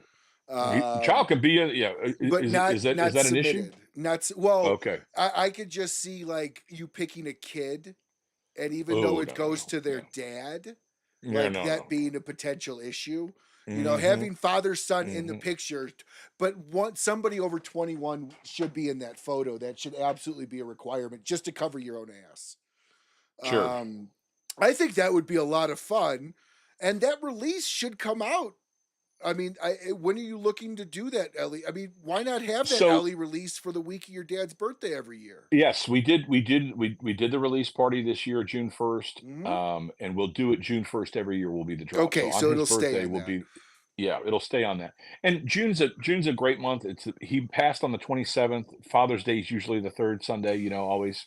So June has a certain kind of presence for the brand, and it will always be something that we can kind of reflect on.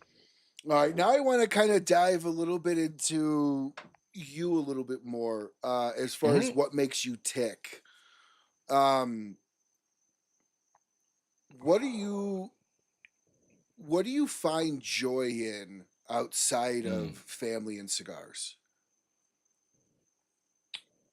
Well, um, my day job, if you will, is senior housing development, and one of the things that I like, I'm a people person. You hear that kind of phrase, and what does it mean? It means different things to different people. Cigars brings people together. I like hanging out and herfing and telling stories and telling jokes. I enjoy comedy. I enjoy, focusing on the positive because that my dad was always a positive person, no matter what was happening and how bad things were. He always, was always looking for the brighter side of the moment. And I try to embody that myself. And so I would say that, you know, getting to know people and, the seniors that are at our facility, when we go and I listen to them and they get so excited to be able to share some of their life and that life energy. Life is short, and the older I get, the realize I've got fewer years ahead of me than I do behind me. Um, and so, I like doing that. I like to go camping. I haven't made as much time to be out the outdoors and find that, but cigars and this brand, I think that there's opportunities this next year. I'm looking forward to kind of going out and doing some more events and maybe doing some camping. That was something that was always part of my childhood, and we've enjoyed doing with the kids with scouting as they were younger and stuff too. So that's something that I enjoy doing. I enjoy food. I enjoy cooking. You don't get this big and you don't, grow them as big as we did without having a appreciation for food. So good food. My kryptonite is pizza. I have no portion control when it comes to pizza. So I'm a sucker for a good pizza when we can go out there and on the road and try something out. But so Are you somebody that believes in mentors? absolutely, So absolutely, here's what I would like to ask you then. yeah. Give me your definition. Define for me what a mentor is to you. Well, I had several mentors in my life. When I was in high school, I had a mentor. I was in uh, junior ROTC, and my dad was always supportive. And you'll hear me, mention how great he was as a person. But my dad wasn't somebody that pushed you to do anything. He was very supportive, and he said that's great. But I had other people in my life, and um, as a mentor, it is someone who has life reference. Somebody that has wisdom from having lived life and or experienced something, and is willing to have the patience to give you guidance and share that wisdom with you. So a mentor doesn't necessarily have to be someone who's older, though it Mm-hmm. often is just because of that. But so Colonel Littman was somebody that was a mentor to me. That a lot of who I am and a lot of my character is because of that. I had scoutmasters in scouting, in my quest to Eagle Scout. I had people that made sure that I was where I needed to be and did the things that I needed to do. So they held you accountable. I think a mentor is not just someone who gives you guidance, but also somebody who holds you accountable to whatever the task is ahead of you. And as I've gone through, I mean, I've had other people in my past career of cartography. My former boss, he was somebody who believed in me and saw potential and said, "Come work for me." As I was a student, it changed my life because I was planning on going in the Air Force and going in and flying planes, and that was what I had grown up and thought I was going to do. And he inspired me to say, "Look, you got a real talent for making maps and doing graphic work. Why don't you come work in this environment?" So that happened, and he was a mentor for almost 20 years that I worked with him. And then coming forward, I've got a mentor in business that the guy I work for in my career of development. He is someone who, Scott is somebody who is somebody that has really shared with me the ups and downs of running a business, and that it is not all sunshine and rainbows. There's No. great days and there's really bad days. And when I came to work for him, he was at the top of the game having a facility and having it run, and he had worked 18 years to get to that point. So I had the benefit of seeing all of the successes. And now in the second facility that we've gone through and done, I've seen how hard it is to get one of these projects out of the ground and how hard it is to do development and how hard it is to be successful. And now it is at a point where it's a wonderful place that we see everybody just celebrating life. And and then fast forward to the cigar side of things. So for the cigar business, my mentor is Nimmer Ahmad from Valakari. So Nimmer is actually many years younger than me. And he was somebody who inspired me to even, think about this because I saw somebody that was so willing to go after what he wanted. He hustled, he worked very, very hard, had nothing handed to him. He worked everything that he has, he basically made for himself. And he was willing to share all of his insight about running a cigar business and creating cigars. And it's through his mentorship to say, you should consider this or you shouldn't consider that. He has not in a bad way, but he's tempered my enthusiasm. So where I get excited because I love cigars, and so I keep putting more cigars out, and he's like, "Maybe you should focus on just slowing down a little bit." Or he's been very encouraging to say, "Hit the throttle." He goes, "I don't understand it. People have smoked the cigar, they really love it. Go for throttle up." And so someone who inspires, someone who passes along their knowledge on a subject or an environment, and then also someone who holds you accountable. I think that's a definition for a mentor. And you've got to be smart enough to listen. And I think that sometimes the you've got to step back and realize you may not be the smartest person in the room, or you may not have the experience. And in as much as you think you got a great idea, you might want to listen to somebody who's been out around the block a few times before you go out there and do something. No, I love that answer. I because it's very true.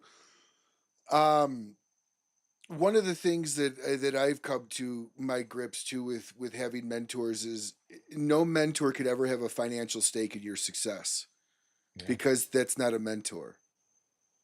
It's a partner Do you or agree with or that? a, yeah, I think that, well, I will say that I'm not there's a lot talking of about value in somebody that. that's 50-50 in a business with you that's a mentor. I'm talking about somebody that like it's hard for a direct boss to be a mentor because they're financially tied with you. Well, It can yes and no. happen, but I've experienced that. I mean, I think that you know, I guess it's the mutual respect, and it depends on what you have. I mean, I have been in positions where if you make yourself useful and they treat you as though you are part of the business and part of the family or whatever, it can go that way. And I think it all depends on the attitude of the person being mentored, in a sense that I've always treated any environment that I've been affiliated with, whether it be an association or a business or an organization, that it's just as if I owned it. And so while I may not have shares in the company, or I may not have a financial interest in terms of the equity position in it, I've never treated it as though I didn't. And I think that it can go that way, but I get your point. I think that there's a certain you know but you can still have that transfer of knowledge, you can still have that accountability, you can still have those things and learn a lot from it. I mean, I can't imagine somebody that has gone through business and not had a mentor, and it would be terrifying to think that you couldn't borrow and understand and learn from somebody else who's been there before you. I And if guess you're so. lucky enough, let you me know, let me state it like this.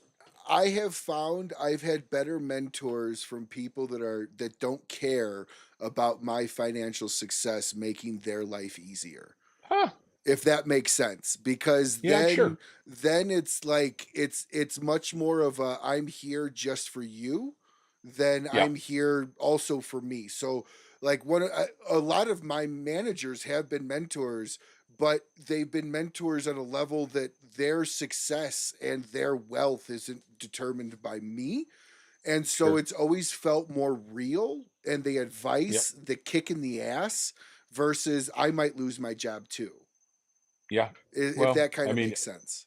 sure. I respect that position.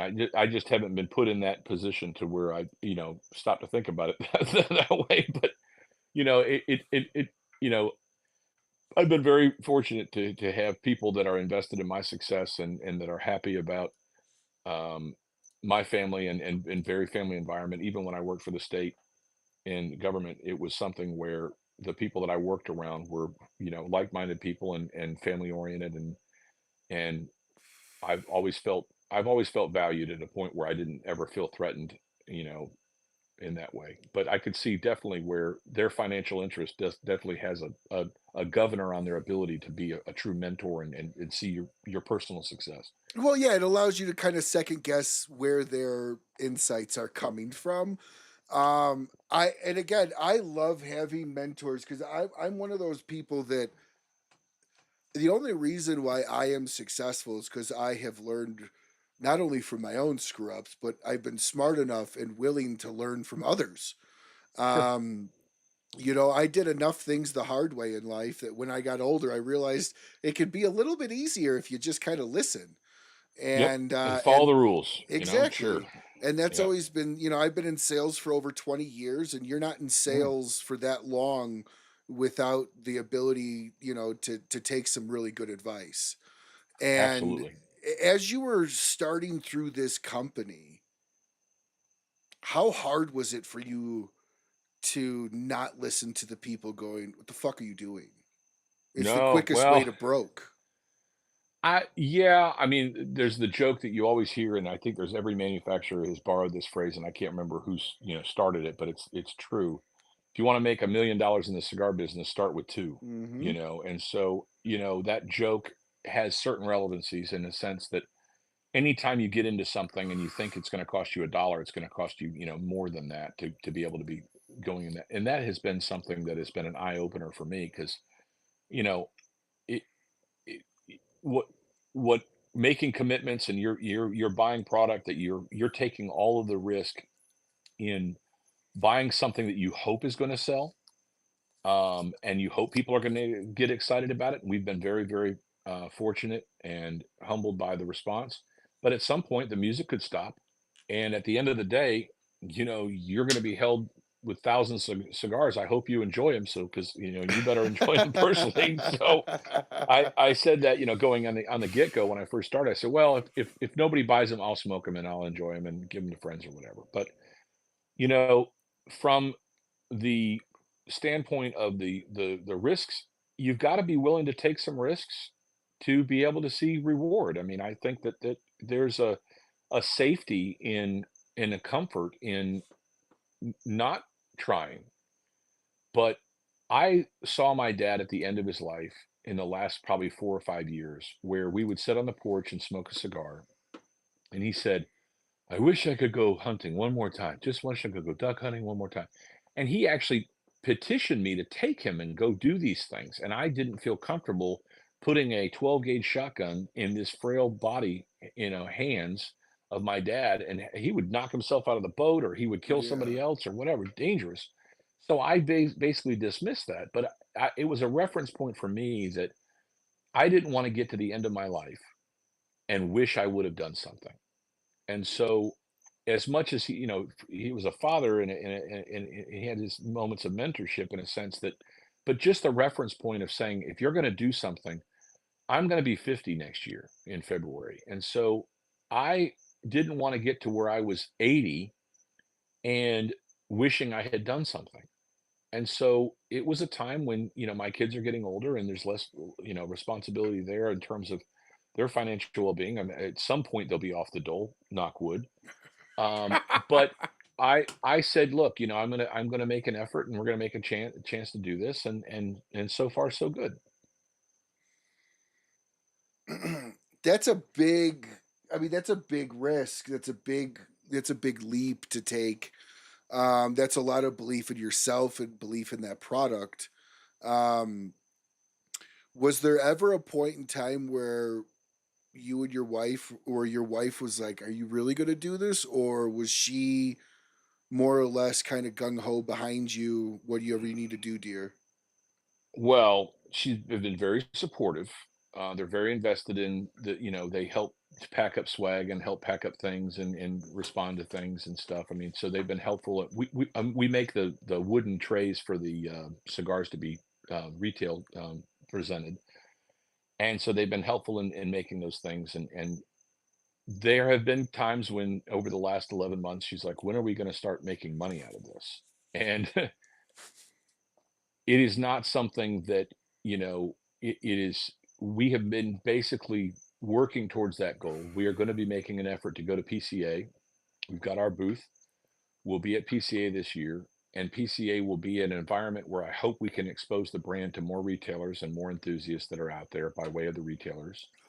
Um, and they will go out and they will experience it to where that we can take the stock that we've been building up over the last 6 to 8 months and see some financial return on it. And just to be able to make it something where it's viable and it's something that can continue. So right now, I'm very confident based on where we are from the sales perspective, but I would love to see us in, 100 shops by the end of next year.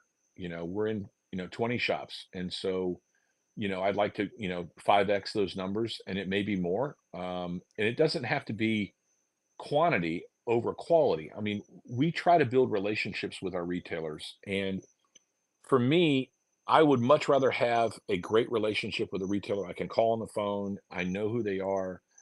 Um, we can text back and forth and say, how are things? How's life? How's Lure doing? If Lure's selling well, great. If it's not selling well, maybe it's not a great fit for your customers. I understand, but I would rather build stronger relationships with a fewer number of retailers than to just simply broadcast and shotgun this out there.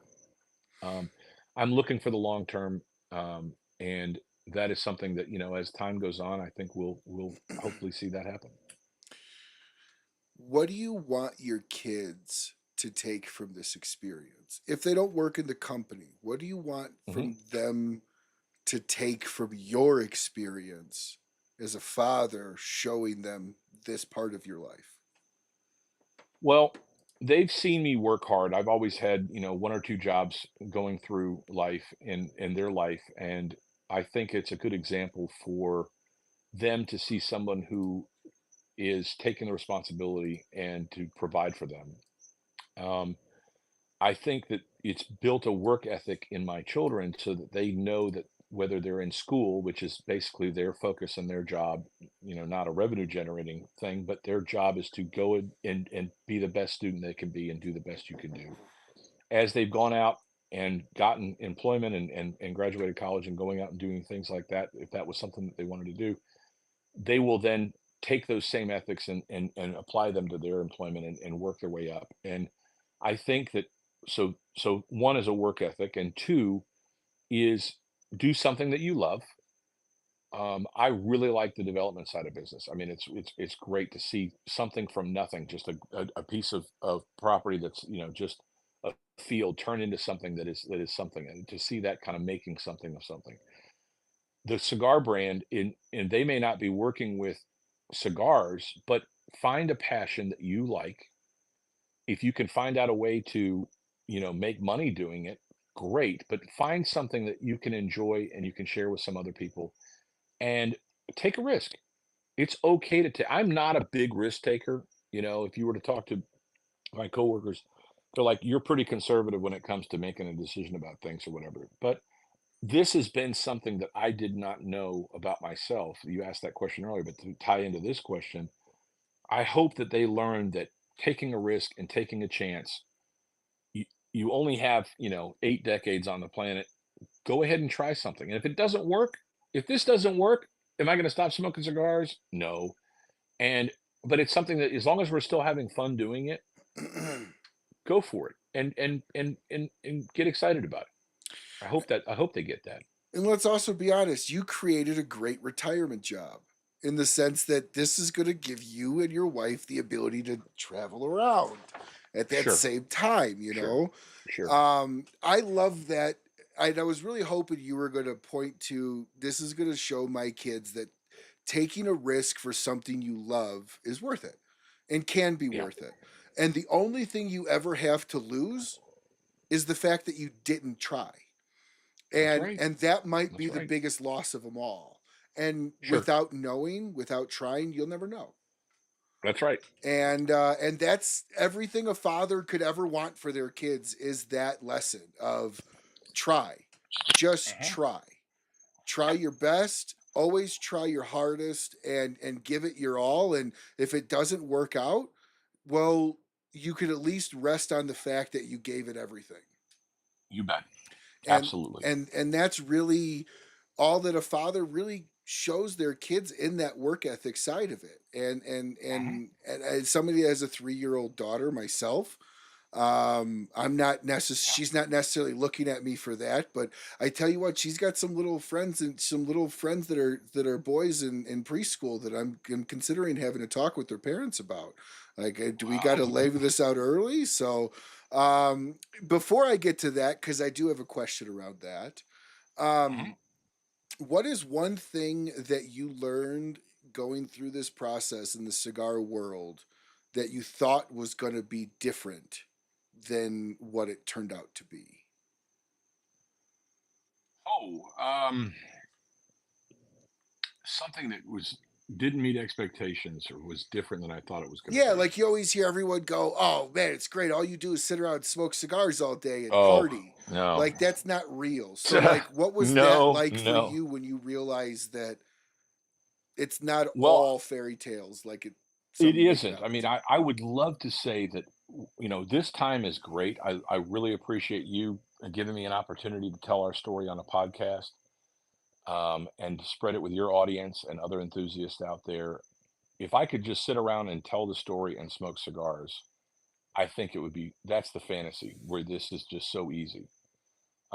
There's a lot of stress involved in meeting production deadlines and coming up with blends and working on the back end of the packaging and the banding of cigars and getting the bands produced. And then when you have to make a commitment where there's 5,000 cigars on order and they've already sold.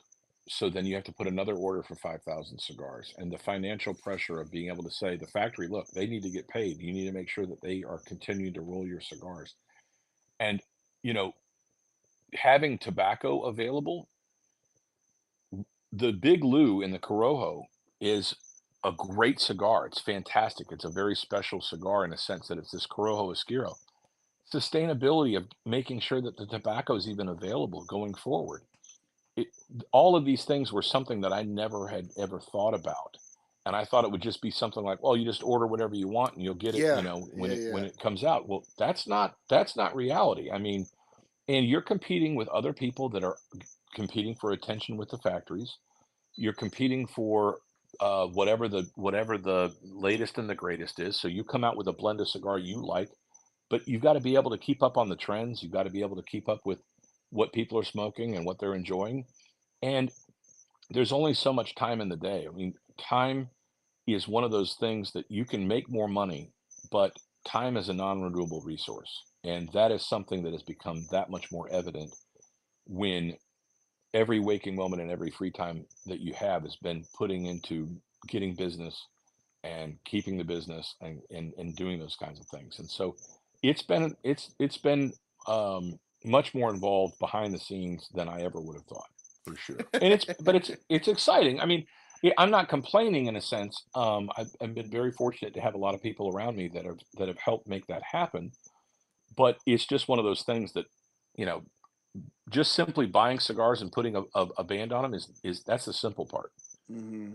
So, Now, father to father, father of hmm daughter of two daughters to father of one daughter. yep, Mine's three and a half. hmm Got a great long age. ways to go. Great age. What's a piece of advice you would give to a father raising a daughter from a father that's raised two successful daughters?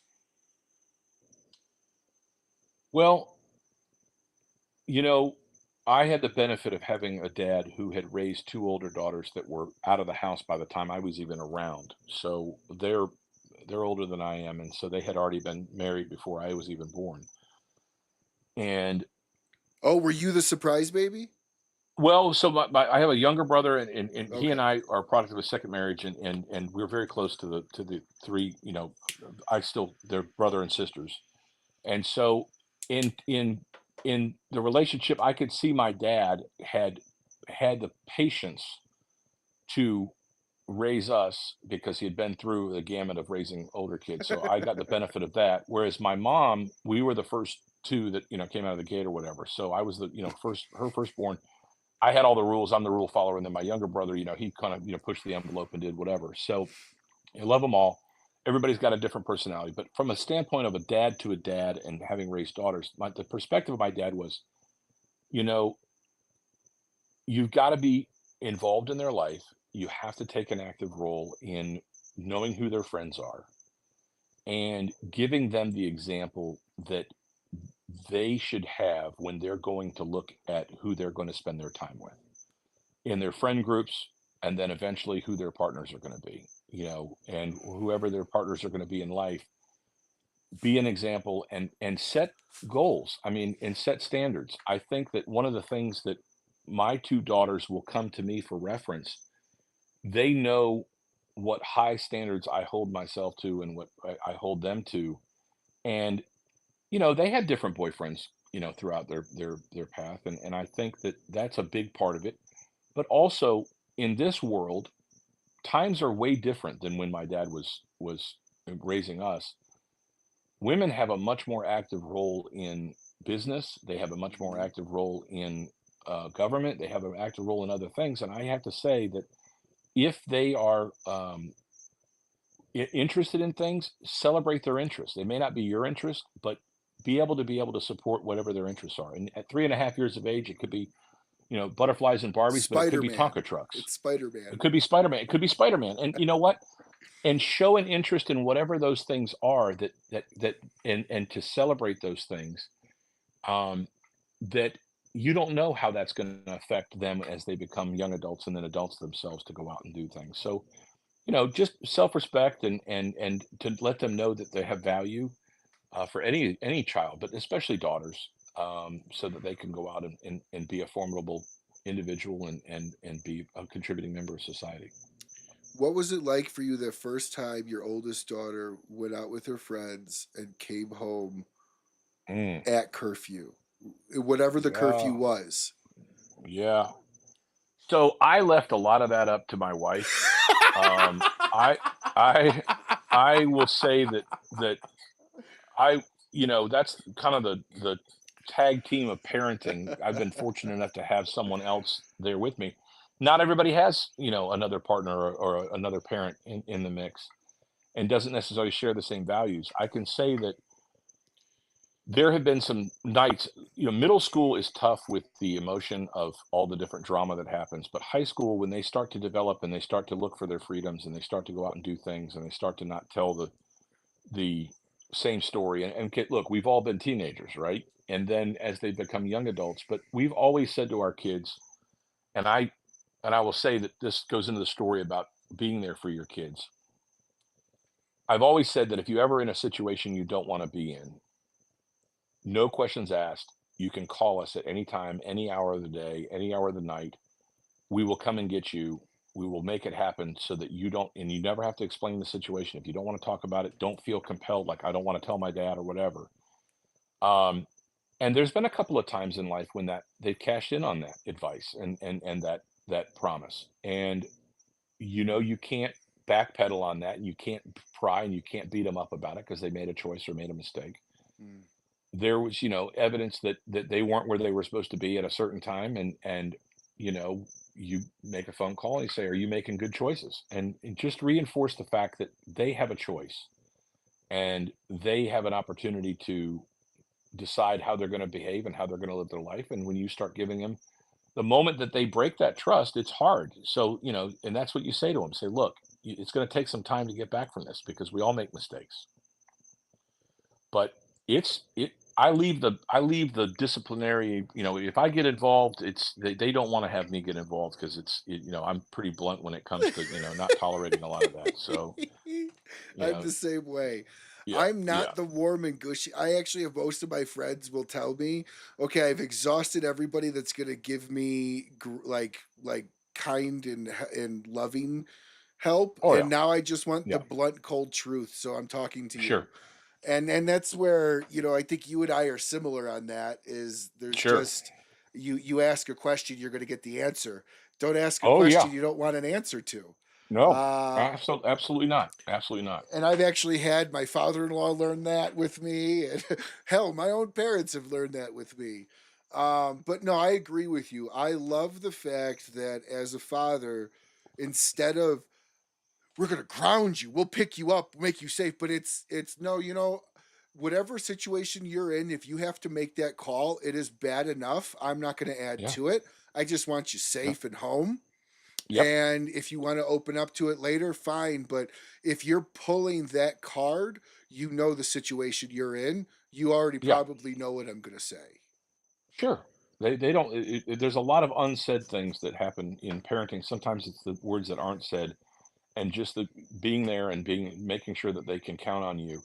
Because at the end of the day, most of those things that happen between 0 and 20 years of age are not that significant in the grand Mm-mm, scheme of life. And that, mm-mm. when you have real problems and you have real challenges and there are real things that are real crisis, that they can lean on you in ways that they know that you're going to be there for them. Because, if you're not there for them when the small things happen, when the big things happen, they're going to feel less likely to be able to reach out and be able to, it takes a village. I mean, I've leaned on my parents, I've leaned on my in-laws. They've been very supportive of us throughout our lives. It's one of those things that it takes a village, and that saying means an awful lot. And it's unfortunate that not everybody has those things, but I've been very blessed to have a lot of people in my life that are invested in our success, and I want to make sure my kids have that feeling as well.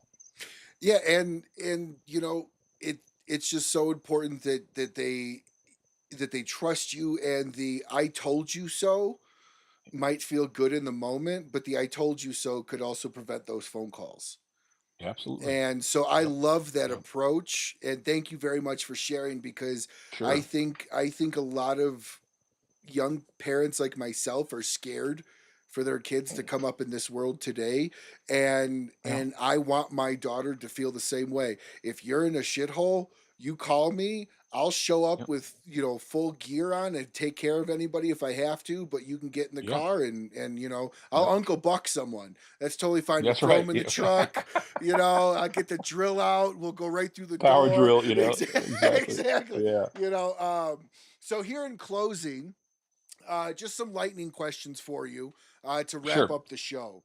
What is your favorite rapper? Now you can give me musician or cigar rapper or both. It's Oh. really up to you. I'm not much on the up on the scene to give you a rapper, but No I worries. mean, It's really for the cigar thing, but yeah, people sometimes sure. get both. Yeah. No, I mean, my favorite rapper is probably Corojo. But I have been what do you call it, lured over with Sumatra. I'm working on a Sumatra right now that maybe will come out next year. I've been smoking a lot of Sumatras from different companies, and the factory's been putting out some samples that we're working on. So I'm a big Corojo fan. That's why I was so excited to be able to have the Corojo line come out and do that. I smoke a lot of Aganorsa, Warped, the Tatuaje stuff, and my father Corojo stuff. Corojo is probably my favorite rapper. If I was going to judge a cigar, I'd probably use it to that as the metric. But Sumatra's got my temptations going in that direction as well. So What's your favorite size? I really dig on the Robusto. So I'm a 5x50 kind of guy. So every core line that we'll put out will probably have a 5x50. But lately, I've been going into the smaller kind of Corona, and petite Corona sizes because I just don't have as much time to smoke because I'm so busy. I got to run to the bank, got to run to the post office, between phone calls or whatever it is.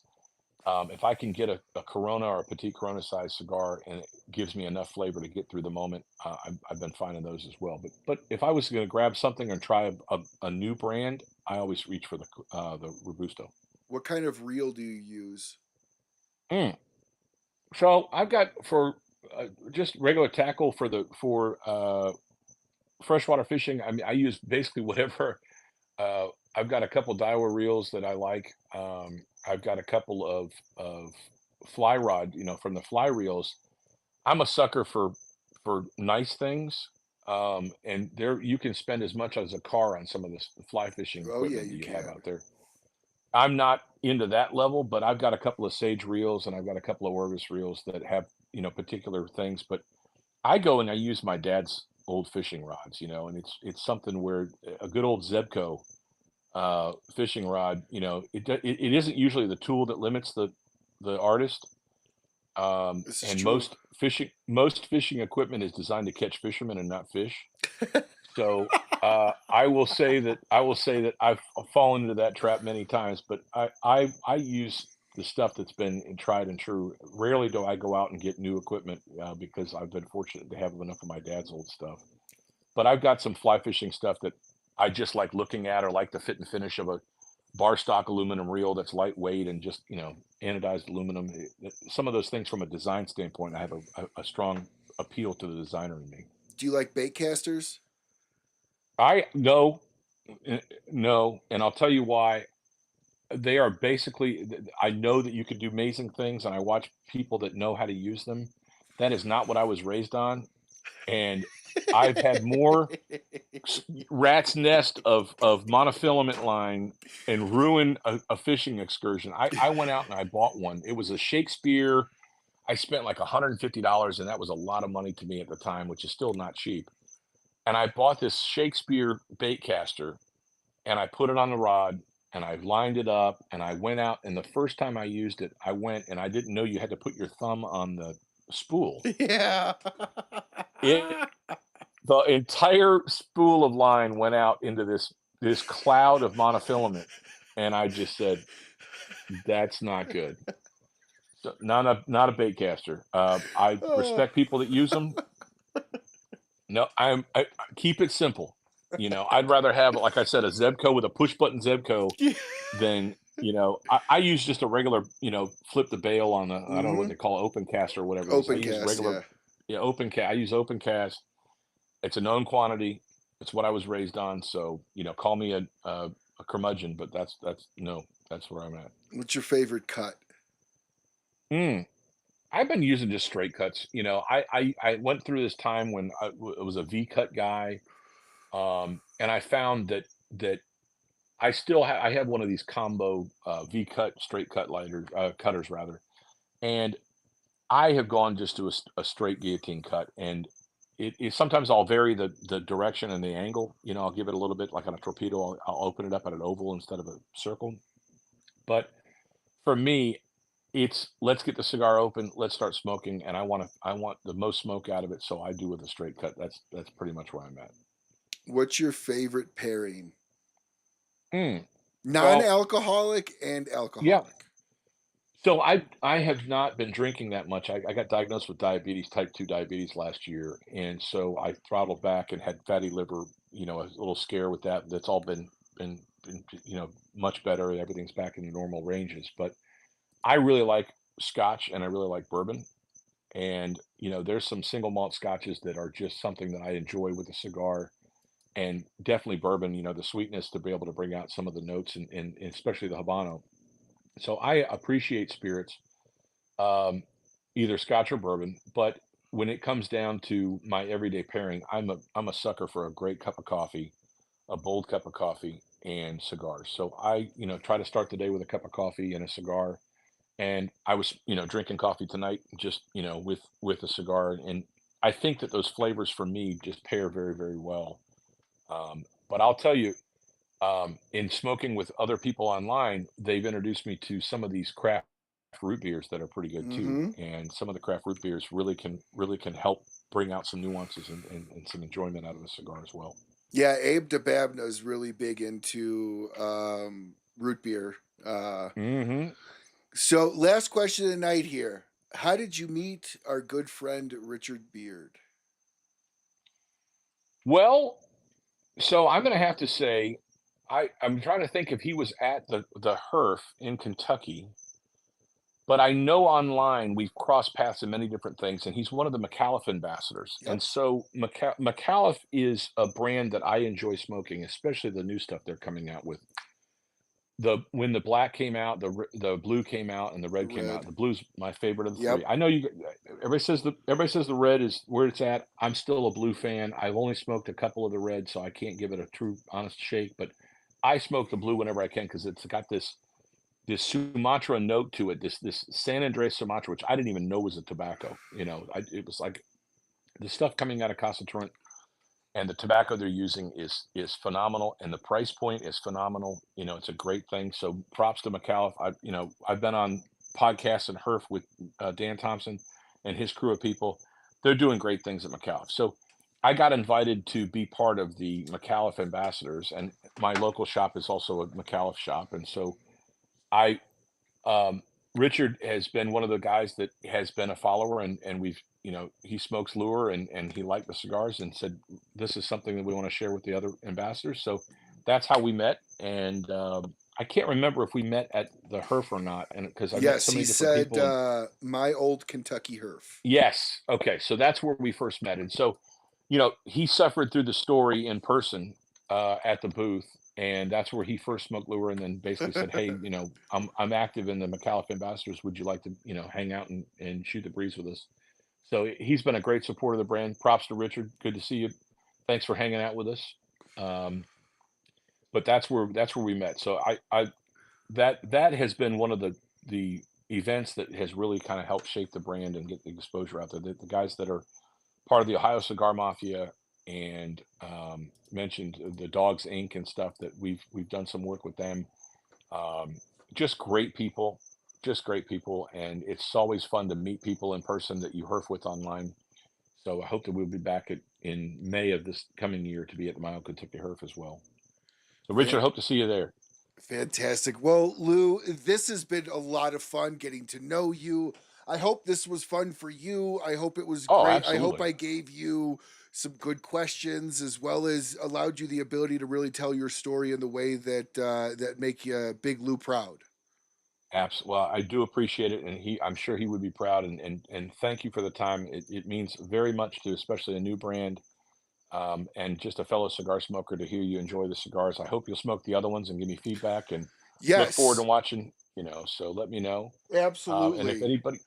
anybody's out there that smokes lure, please go follow us on Instagram at Lure Cigars, and you can go to lurecigars.com and learn more about our cigars, and drop us a line. Let us know what you think.